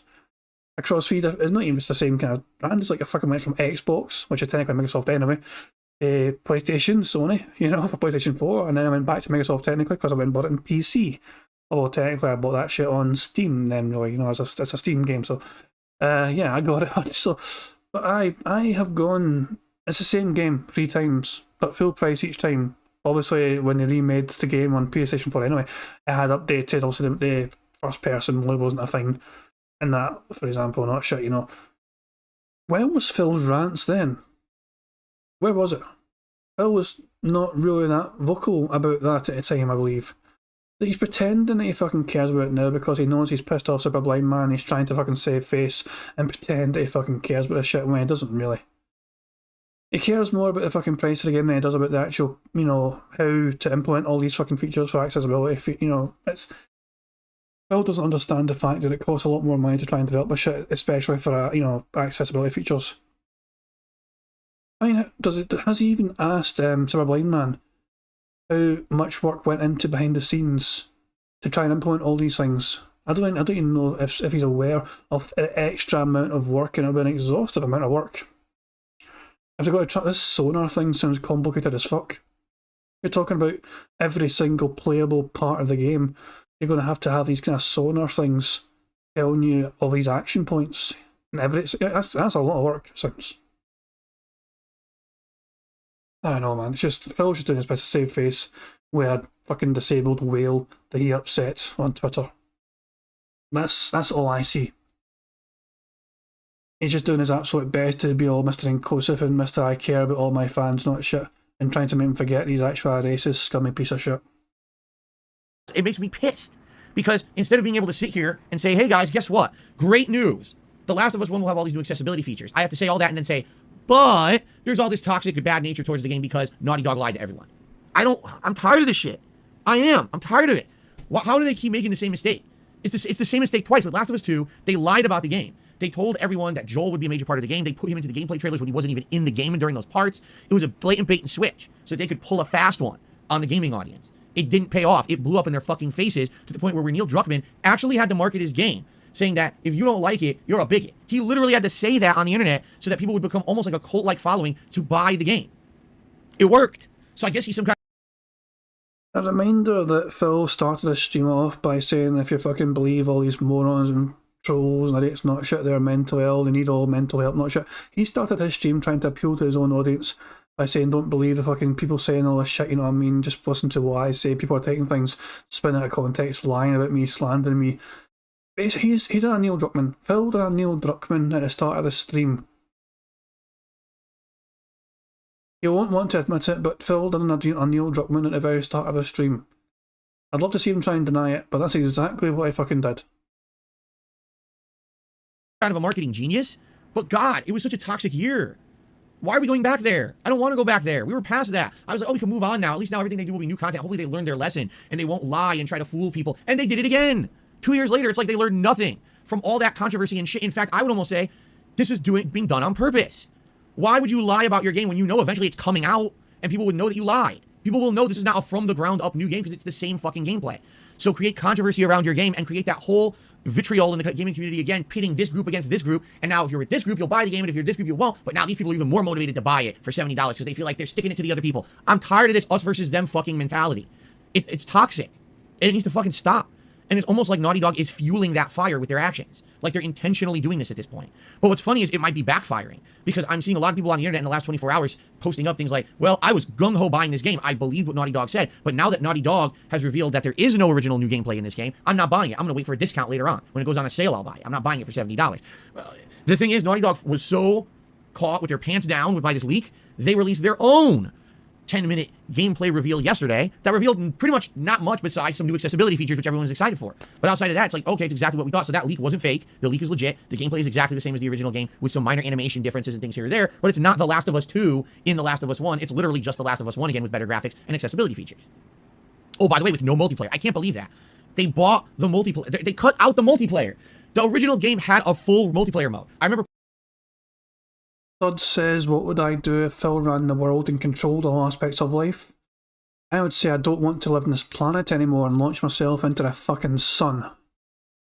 Playing it and saying, wow, this is so original and so cool and so refreshing to have something like this in a game. I loved it. I was like, wow, this is great. I'm happy they put this in. And then they took it out of The Last of Us 2, and now they're going to sell it as a separate game. Did anyone remember when they said it would be in The Last of Us 2? And then we bought the game and it wasn't in there, so that was an overpromise, underdeliver. Now they're going to sell the multiplayer as its own factions game. Wait, it was supposed to be in the game I bought.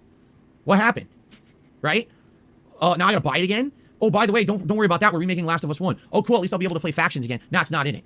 What? You see what I mean? Like, it's just like trick after trick with these people. So, I understand all the controversy around it, all right? At this point, you know my stance. $70 is too much for this game. I don't care how many accessibility features they wedge in. I don't care how many graphical overhauls the game has. It's the same game you played on your PlayStation 3 and PlayStation 4. It's not a different game. It's still The Last of Us 1. All right? There's no new chapters added. There's no new story elements. There's no new gameplay. It's the same game. It's not worth $70. If you paid $60 for a brand new game that had great groundbreaking graphics and accessibility features a couple years ago, there's no justification 2 years later to sell you a game you've already played with said graphical overhaul and accessibility features for $70. You can't justify it. They are absolutely trying to make bank on a game. And what the real hilarious part about all this is the marketing blitz. They've actually had the game devs go out there on the internet. Unprecedented. I've never seen anything like this before. The game devs going out and posting up on their social media accounts. It was a pleasure to work on this game. Oh my God, the best game I've ever worked on. Did you know we had no crunch making this game? Oh, really? No crunch? Yeah, because the game's already fucking made. You overhaul things that already existed, but the game's already done. All you got to do is overhaul the graphics, add in accessibility. Are these big undertakings that take a lot of work? Yes, but you didn't have to make the whole fucking game original. So of course, there's less potential for a thing like crunch. It's like common sense would explain all of these things going on. But it's just, no one has fucking common sense anymore.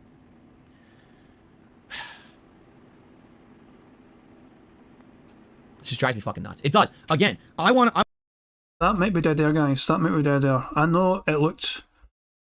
I'm going to play it at normal speed. We're on 1.5 speed, right? So, is this dead air? Yes or no? Going on. But it's just, no one has fucking common sense anymore.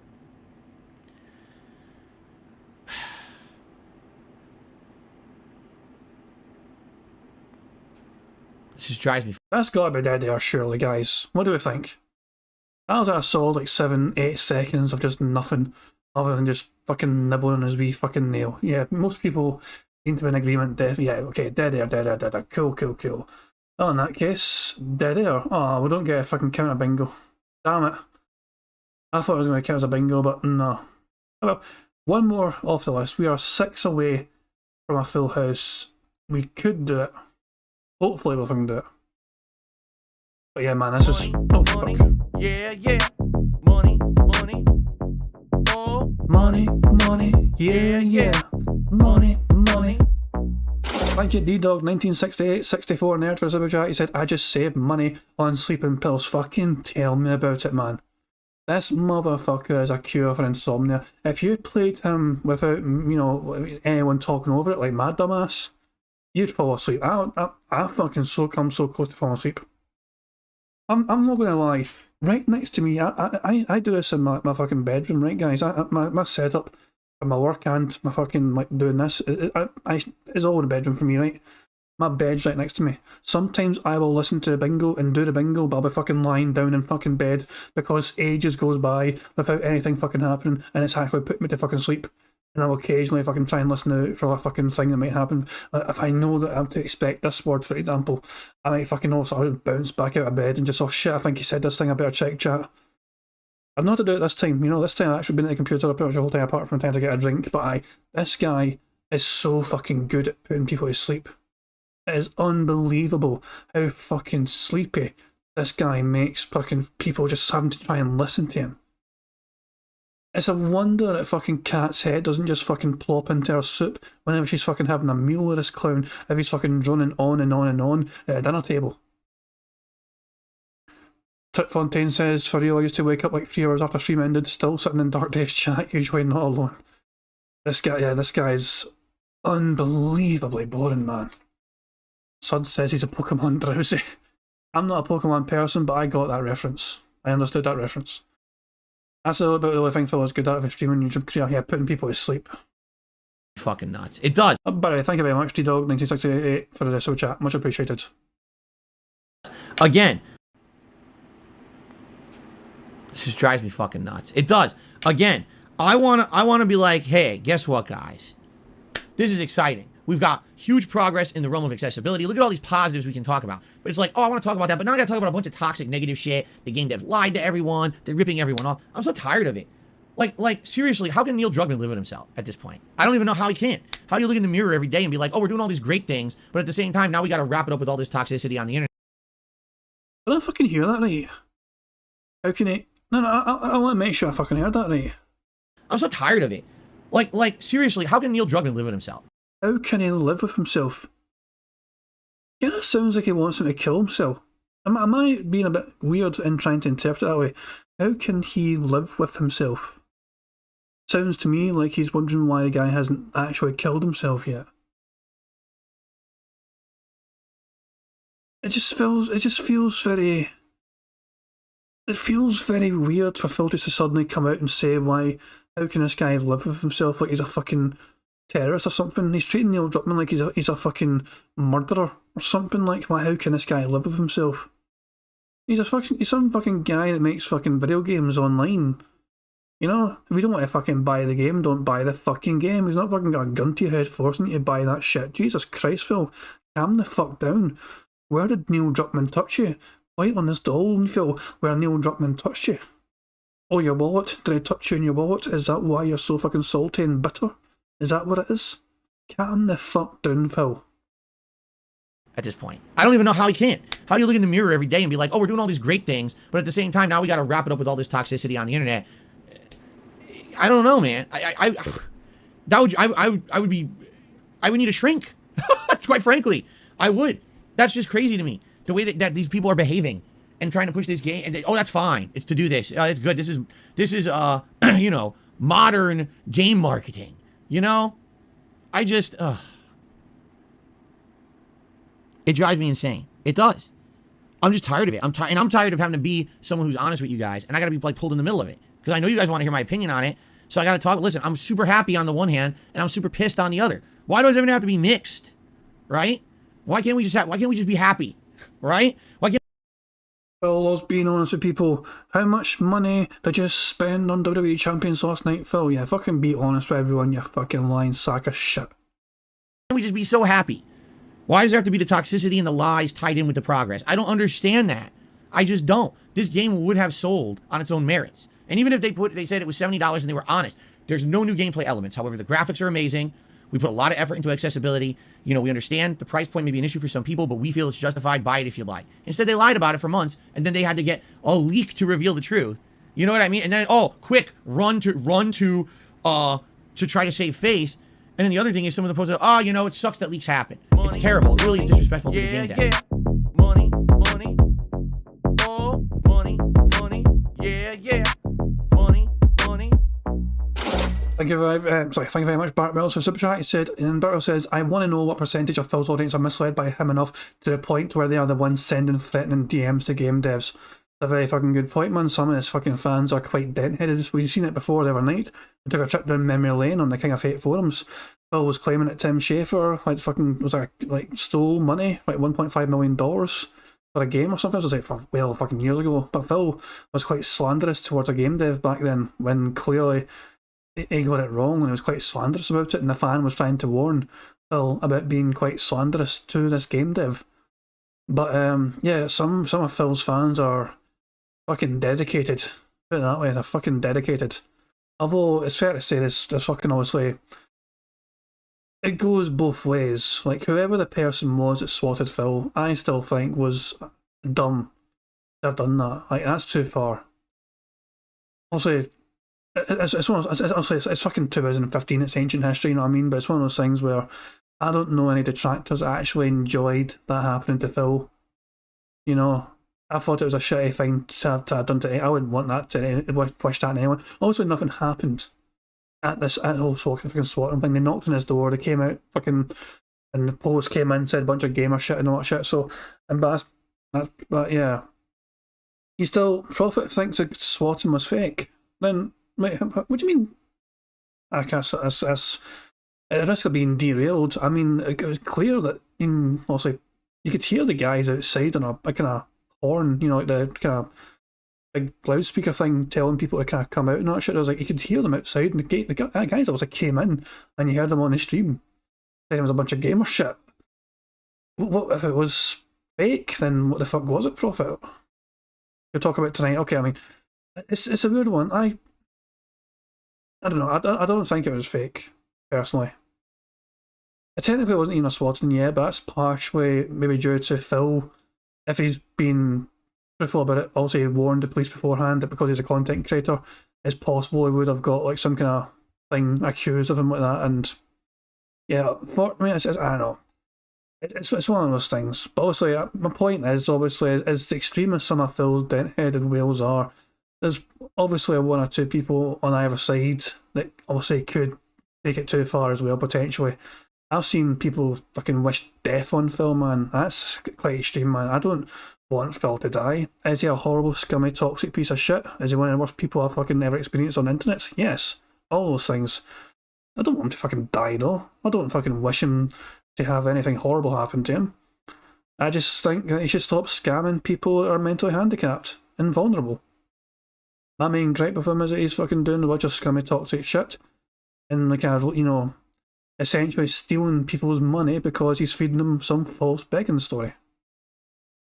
You know, it's one of those things where I don't like seeing scummy people get away with fucking, you know, being scummy. You know, it's like I don't like seeing people being conned. And every fucking day we see Phil con people. It's annoying. I just want him to fucking get his comeuppance, and by that I mean I want obviously the fucking lies exposed, the truth to come out. All his fans to actually see for real what the real honest Phil is like, where all that fucking money goes. And if they still want to fucking support a scammer, fair enough, it's their money. I just want them to be fucking honest and upfront about it. It is actually. I agree there. There shouldn't be leaks. But why do you think your games constantly leak? Because you keep lying to the public about them. If there was nothing to leak, no one would leak it. You know what I'm saying? If they were being honest about the game from the get-go, there would be nothing to leak. But you keep being dishonest to the world, so people keep calling you out on your bullshit.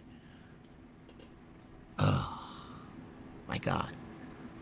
All right, my final say on this, until there's other news about it, because I really don't want to talk about this anymore. All right? Is there any situation where the game is worth $70? What I would say is, if you've never played The Last of Us 1 before, ever, and this is your first time experience with the game, this is an amazing game. I love The Last of Us 1. It was my game of the year pick. And by the way, no amount of lying by Naughty Dog, no amount of drama, no amount of my dislike for the plot of Last of Us 2 is going to take away from my enjoyment of Last of Us 1. I'm way more mature than that. The Last of Us 1 is one of the best games I've played in the last 10 to 15 years. As a standalone experience, it's an amazing game. I love it. I've replayed it. Right away after I beat it, I played it within the next year and I loved it again. I think it's an amazing game. I love The Last of Us 1, okay? That's not, again, it's not going to change no matter what other shit happens. And it should be treated as such. It is its own game. Yes, you could say it's part of a franchise. Oh, I don't like the rest of the franchise. Fine. But The Last of Us 1 is absolutely fucking amazing in my opinion. I loved it. And it will always stand in my mind. I'm not one of those people that say, well, Last of Us 1 got ruined because of Last of Us 2. I'm never going to say that. Last of Us 1 is great. All right? And I'm very happy and grateful that they are putting the amount of work into it that now a whole new audience of people who previously could not experience this game will. Whether it's because you just didn't play games a decade ago, you didn't have a PS3, whether it's because it wasn't accessible and now it'll be accessible to you. That is amazing, outstanding, groundbreaking, and that's a huge positive thing. I'm super happy about that. If that is your situation, you've never experienced Last of Us 1 before, and this is your chance to do so, by all means, buy the game at $70 and you will probably get that value out of it. Just understand you're not getting the full game because originally there was a multiplayer included with it that they cut out in this version. All right? As long as you're okay with that and you think that's justifiable, by all means, enjoy the game for $70. All right? But I literally cannot justify someone who's already played Last of Us 1 spending $70 on it for this game. It's not a new game. And Naughty Dog lied to the public about it and got called out about it with a leak, and then they had to try to save face, and they didn't save face. But what happened? They created dialogue around it, right? Oh, well, you see, this is what we were trying to say, and so, you know, don't listen to them. Those people who are, again, being toxic and trying to spin it, and nobody, don't spinning anything. No one is spinning anything. You lied. And now you've been exposed for it, and a lot of people are actually upset about this. They don't like being lied to. They don't like being lied to 2 years ago about the plot of Last of Us 2. They don't like being lied to now. If this is your marketing ploy, this is what you're going to do moving forward, you are going to essentially become a very polarizing company, and that's not a good thing. You want gameplay experiences are supposed to be for everyone. Isn't that the whole point of trying to make games more accessible? Is so that everyone can enjoy them? So why are you now creating a split between gamers with your behavior? I just don't understand this. I don't. And unless, you know, I just don't understand it. It seems to me like this is something that is calculated because they knew what the game was. So why lie about it? If they'd been honest about it, none of this would have ever happened. Just tell everyone what it is. Listen, original gameplay is the same, but a lot of other things that are improved, we feel it justifies a $70 price tag. If you disagree, fine, that's okay. Instead, they lie. And that pisses me off. All right? That's the last thing I have to say about it. Maybe there's a situation where it justifies a $70 price tag for you. Great. Enjoy it for the first time and love it, just like all of us did on the PS3 many years ago. It's unfair that you maybe weren't able to enjoy this game many years ago when it was new. That's bullshit, and I'm happy that people will be able to experience this amazing game for the very first time. But please understand that that's not the case for everyone. If we've already played it, there's no way this is $70 worth. It's just not. There's no justification for it. Okay, I'm done. Unless there's another new development, all right, around this, I'm not going to talk about it again. I wanted to get off my chest today. I'm fucking done with it. I can't deal with this toxic shit anymore. It pisses me off that I even have to bring it up today. It really does. I'm tired of it. I don't want to talk about Naughty Dog anymore or Last of Us anymore. I just don't. Okay. Let's get to shout-outs. We start off today with Bookworm, who re-upped his membership. Thank you to Bookworm for the ongoing support. Zway did his $2 super chat and says, Dead by Daylight is still going strong. You should revisit it. Oh, I know. I keep seeing things on social media about the new expansion, the new character. I'm like, damn, that game's been out a long time, and they're still putting out active content for it. That's awesome. That they've got a vibrant community that supports the game, and they still love it to this day. That's really neat. Monk did a super chat and says, hope you're doing well and family. Thank you, Monk. Appreciate that. And Spartanius1 did a $2 super chat and says, I'd rather give Andy Dick $100 than The Last of Us 2 $70. Well, that's your choice. I don't know if I would give Andy Dick any money. Just being honest. Thank you, Spartanius1, for the super chat. And SD Chargers just re-upped his membership as well.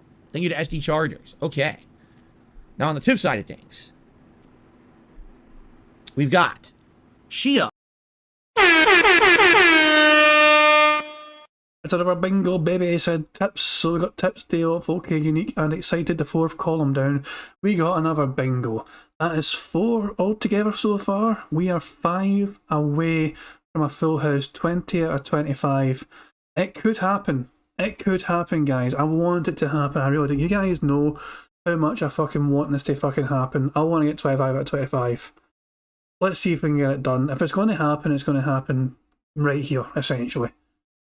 I just like, every time we've got meaningful in the bingo card, it never happens. He only says it if it's not on the fucking card. I just know that's going to fucking kill us. Code Black bingo win. Don't maybe I'll play fucking Code Black and confuse the fuck out of everyone, man. That's one of my favourite tracks I've ever made. It's such a confusing clusterfuck of me just spouting random gibberish show at a fast pace, man. Who took me $2 and says, I finished my first run of As Dusk Falls last night. Based on the decisions you made, your experience will be dramatically different.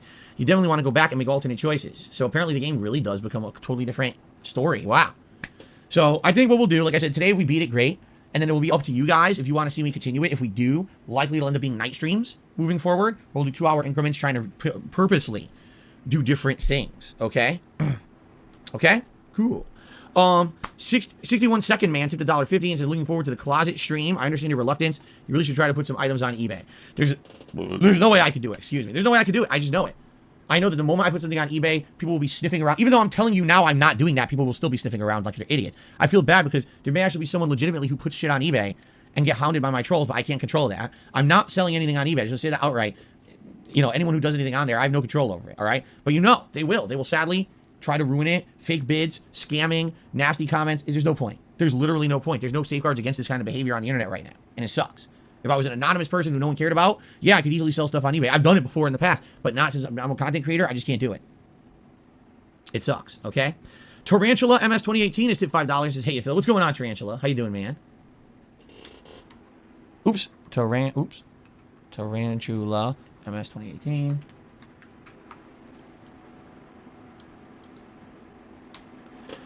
Okay. Thank you, Tarantula. How you doing today? I realized he didn't ask me a question. He just said, hey, Phil. Okay. 61 second man to be $2.50. Says, Phil, I want to ask you in chat's opinion. I can do any of them. Yeah. I have them. Wait, what? Oh, he wants to know what to get rid of. He has all these different streaming services, he says. He has Netflix, HBO Max, Disney Plus. He says the only thing that he actively is watching is The Boys on Amazon. Let's think about this. Netflix. You got Stranger Things and a bunch of original content. HBO Max seems to be the place to go for movies, right? Disney Plus is all your Marvel and Star Wars plus Disney movies. That's actually a tough question. For me, if I were picking and choosing, like, which of these is the lesser, honestly, for me, probably Netflix. Because, I mean, yeah, I love Stranger Things, and obviously I would like to see Stranger Things Season 4, which I haven't because I don't have it anymore. I don't have Netflix. But outside of that, when I had Netflix, I was barely using it. Like, I would use it to watch things once in a blue moon, and, you know, a lot of the times I would be browsing and saying, what's on here? Like, wow, I don't like any of this. And I don't know. I mean, that could be different for everyone if you like a different style of content or whatever. I don't know. I wasn't actively watching what they had on there. So for me, like, Netflix would be the one to get the cut. Like, Marvel movies, Star Wars content, and some Disney animated films, to me, probably is more value than, hold on, there we go, is more value than just watching 1 or 2 shows a year on Netflix. You know what I mean? But that's completely different. It's more of a subjective question. HBO Max, to me, seems like it might have the most value because they get a lot of movies on there, right? A lot of newer movies get on premieres on HBO Max, either right away or just within a month or two of them being new. So I would say if there's something specific on HBO Max if there's something specific on Netflix you want, get the subscription, watch it, and cancel it. HBO Max seems like good ongoing value. Disney Plus, again, if you like Star Wars or you like Marvel or you like Disney movies, that's a big value, and a lot of people like that stuff.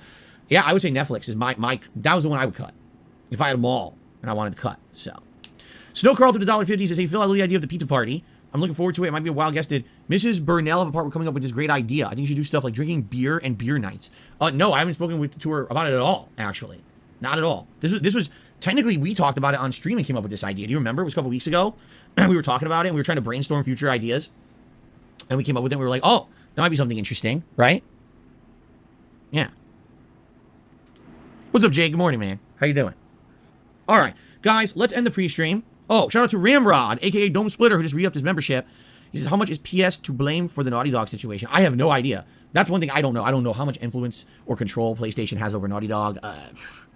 You know, I quite frankly, I don't even want to talk about it anymore. I'm done with the subject. I'm just tired of it. I'm tired of the drama. I'm tired of the negativity about it. You know, I thought we were done with this 2 years ago, and then the shit has to rear its ugly head again. It's like we never moved on from 2 years ago. It's like, oh my God, we're right back to fucking square one again. Enough with this. Blaine, what's going on? Good to see you as well. How you doing, Blaine? I haven't seen you in a bit. Hope you're doing all right. Okay, guys, let's end the pre-stream. It's been I knew it would be a long one because we're coming back from break as always. So people are asking me questions. Those are things we can tackle on tomorrow's level 1 podcast, all right? I know people are asking, oh, what about your PC? What about this or that? We're out of time. We've got to get to a game, a narrative-based game. I don't want to derail the whole narrative of the game. So let's talk about that later, all right? But thank you for listening. Let's end the podcast and let's get started. Awesome. Okay, I got to use the bathroom.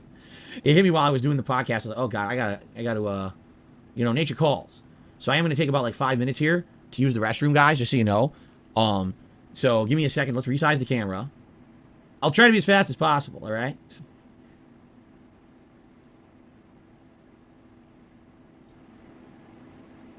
It didn't work. I clicked the wrong thing. There we go. And it should be the right size, so I haven't changed anything since we played this on Wednesday night. Okay, guys, so I'll be back shortly, in like 5 minutes, and then we will begin with As Dusk Falls. Thanks. Okay, and Phil went on. Oh, shit, I fucking played music. He actually fucking played music. Right, let me see if I can fast. Oh, so we're fucking behind by miles, so definitely get him coming back. How about here? Nope. Nope. Here we go, Phil's back now. Okay. Alrighty, everybody. Who's ready?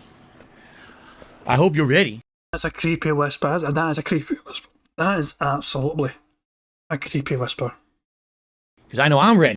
Let's go back. That's a creepy whisper, surely. Alrighty, everybody. Who's ready? That's definitely a creepy whisper. Yeah, creepy wee bastard, man. Let's get the fucking bingo horns going for that. I had a feeling he would fucking dare a creepy whisper. We are 4 shy. Now, I don't know if he got any tips during the fucking, you know, him being away there. He might, if he did, he'll definitely bring them up, you know. I'm not sure if he did. I don't know. He might have. But it's not all lost hope yet. We might still get this. I hope you're ready, because I know I'm ready. I've been getting ready, and now I'm ready to be ready for this. I've been waiting 2 days to jump back in to As Dusk Falls. As you know, when you get heavily into a narrative-based game and there's, you know, suspenseful stuff going on, you kind of want to keep it going. And the fact that, you know, I had a day off in between there, and I didn't have a chance to play it again. Now I'm excited to continue. All right, I hope you guys are as well. Let's boot her up. I also hope that the checkpoint system is good, because I don't know how it works, but I'm trying to remember exactly where we were. I hope we don't have to replay a bunch of that chapter. I hope not. Because I already made choices. I want those choices to stick. You know, I don't want those choices to be undone now. You know, one day I'm going to save up and I'm going to have, like, enough points to actually buy, like, a whole game, I think. It might take, like, 7 years, but I think one day I'll have enough.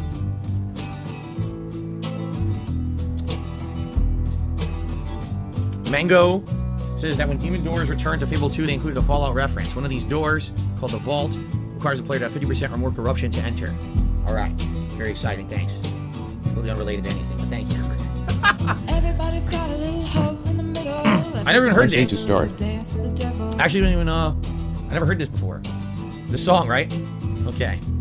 And everybody's got a little hole in the middle. Alright, you ready? Everyone ready to continue? That's right, we're gonna start this new scene. Okay? Here we go. And you know I'm even now. Oh, let me know if the volume is good. I left it at exactly the same levels as I had it the other day, just so you guys know. So it should be fine. And you know I'm even now. You gotta be fucking kidding me. The moment I boot the game, my batteries are low. The moment I boot it, it says your batteries. Oh, well, my stream might get copyrighted because of that. I just never thought about that, yeah. But Phil looks like he's not going to fucking help us complete bingo. It looks like he's going to record any fucking second for YouTube, sadly. I don't fucking personally mind if I get fucking copyright claims. I don't monetize any fucking videos. I just get a wee notification saying, oh, copyright claims and all that shit.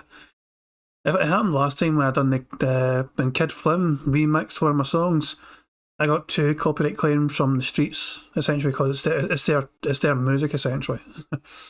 But we're 4 away from Bingo, guys. We're so close, but I don't think... I was really hoping people would have tipped him when he was away on his break, and he fucking would have talked about how meaningful this game was as well, and he really had I can't believe he never said help at any point. I am baffled how we can talk about accessibility in games and fucking talk about games like Dead by Daylight, for example, and not mention the fucking word help. That is mind-boggling to me. It defies all logic that he can talk about these things without saying the word help. These are low. All right, hold on a second. Son of a bitch.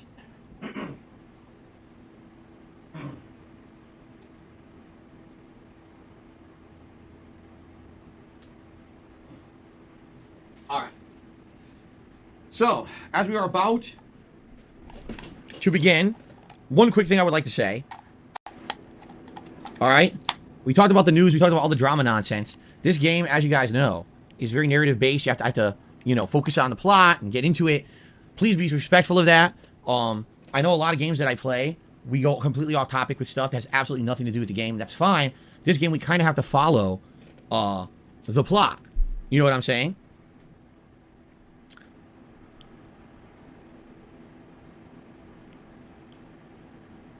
Hold on. Hold on, guys. Someone's asked me why they were moderated. I'm taking a look. Oh, because you're fake. Because you're a troll, and the bot knew it and blocked you because you're a troll, and now you're banned. There you go. The bot was smarter. I think Nightbot is becoming sentient, and Nightbot is actually detecting trolls. Because Nightbot just flagged someone who was a troll clone, and actually detected them as the troll clone and blocked their message. That was pretty interesting. So Nightbot, with that revolutionary AI, maybe perhaps Nightbot is powered by that Google AI that was revealed just a couple weeks ago, is becoming sentient. Who knows? Anyway. Spartaneous one, thank you for the super chat. He says, the Holt mother reminds me of Sigourney Weaver. She does? I was trying to put my finger on if she reminded me of anyone, but not really. I think she's more kind of a standout original character. So, no, but what I was saying was, so here's the deal. Whenever we play other games, like for example, if this were Final Fantasy VII, if this were Fable, right? If this were any other game, even Stray to some extent, there's segments of the game where there's a lot of gameplay elements. And therefore, during those gameplay elements, we talk, we interact. This is very much a very heavy narrative-based game. Literally every moment is story. And if I don't pay attention, every moment I could miss out on a critical story element. Oh my god, excuse me. A critical story element. Han says the stream read Fable today in the morning. What? Can this get any crazier? As Dusk Falls, probable conclusion live stream. That's what it reads for me. Game, As Dusk Falls. Yeah, I don't know what you mean. It sounds like your data is somehow outdated. Did you try refreshing a few times? It sounds like something screwed up. But no, that's definitely not what the stream says. I haven't played Fable in like a week. That would be monstrously outdated. Okay? Okay, anyway. The point I'm making here is it's a very narrative-based game. And if I don't... What the hell? What the fuck? What is going on? I can't control the game now. Look. I guess I gotta reboot it because it's fucked up. I guess the controller turning off screwed up the game. I have to reboot the game now. Okay. Okay, so anyway, yeah, I have to focus on the game. Please understand that, because a lot of people I know, they try to, oh, let's have a discussion that has nothing to do with the game and nothing to do with the plot or whatever. Any other game, that'd be fine, dude. This game's kind of derailing. You know what I mean? I am trying to get to immerse myself in the game, and it's tough to do that when people are bringing up all these conversations, things that have nothing to do with the game. So please understand that if I do get immersed and I don't really answer every comment and every question that's thrown my way today, that's going to be why. Usually we have all these gameplay elements. In this case, we don't. It's just story. It's a different kind of game, okay? Okay. Everybody's got a little hope. Get ready to take record here once it pops up. All right, everyone. Okay, that seems like it's the end of Bingo, guys. He is fucking recording for YouTube. We were 4 away from a fucking full house. Unbelievable. I'm convinced he must have said help at one point and we all just missed it because we fucking fell asleep because Phil puts people to sleep. That is the end of the game. Right, I'm going to call it quit, but before we end the Bingo, guys, by the way, we were still 26 minutes behind, so let's have a quick look. We're live, right? Phil, in 26 minutes since he started the gameplay, let me just refresh if I can find then if it doesn't want to go. Phil's on $18. Plus, there's a black guy on screen, so he's probably going to start chewing his fucking hand off any second now. Yeah, that was not the most... I had a feeling he was going to be toxic in this fucking pre-stream. I had a feeling. Before we call it quits, guys, I am going to play contributions by Pixar Animations because I fucking want to. It's the best way we can end the stream. And yeah, it's what I fucking want to do it, so I want to do it, and we're going to do it. Thank you very much, guys, for coming out, supporting me. I really appreciate the super chats, the subscriptions, and the support as well, and the help during the bingo. You guys kept me right, and if I missed some things, you guys around, you know, we made sure to fucking catch it. We will get a 25 out of 25 one time, guys, we will. Maybe it'll be tomorrow, who knows. I'm hoping to stream tomorrow, we'll see. Keep in mind, Prophet's also doing a stream tomorrow for his computer build, you know. And so honestly, I don't actually necessarily mind not doing a stream just so I don't step on his toes, you know. I'm actually kind of interested to see how it all go together. Plus, he's also going to restream Phil, I believe. So that might be... Maybe we can give Bingo a miss for a Saturday and come back to it on Sunday or something. We'll see. But yeah, guys, let's end the stream with Notorious P.I.G. contributions. And yeah, by Pixar Animations, made the video. And we all love a fucking video, especially 2KJ. 2KJ is the star of the show. But yeah, thank you once again, guys. I'll hopefully catch you all whenever I'm next live. If not tomorrow, then Sunday. But yeah, thanks again, guys. Hope you enjoy this. And on September. Oh yeah, it's the wrong fucking thing. We still got the fucking old bingo shit. There we fucking go. Oh, I've got a wee thing up here. Who cares?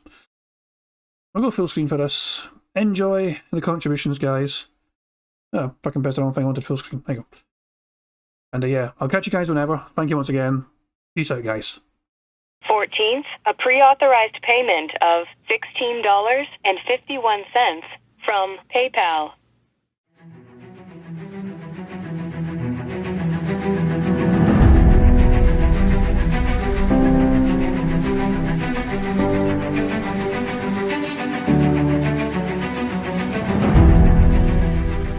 All right, Luna Mills has tipped me $1.30 and says, "I'm back. What's your favorite type of shower?"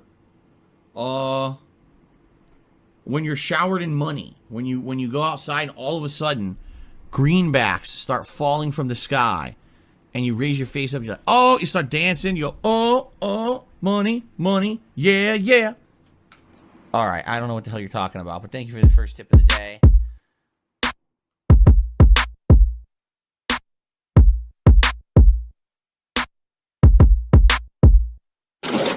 Money, money, yeah, yeah. Money, money, oh, money, money, yeah, yeah. Money, money, money, money, yeah, yeah. Money, money, oh, money, money, yeah, yeah. These contributions are mandatory. Money, money, yeah, yeah. Money, money, oh, money, money, yeah, yeah. Money, money, money, money, yeah, yeah. Money, money, oh, money, money, yeah, yeah. These contributions are mandatory.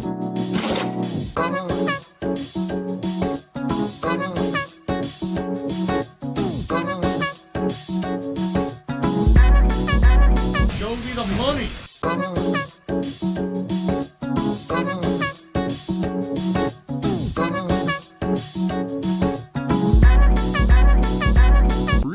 Money, money, yeah, yeah.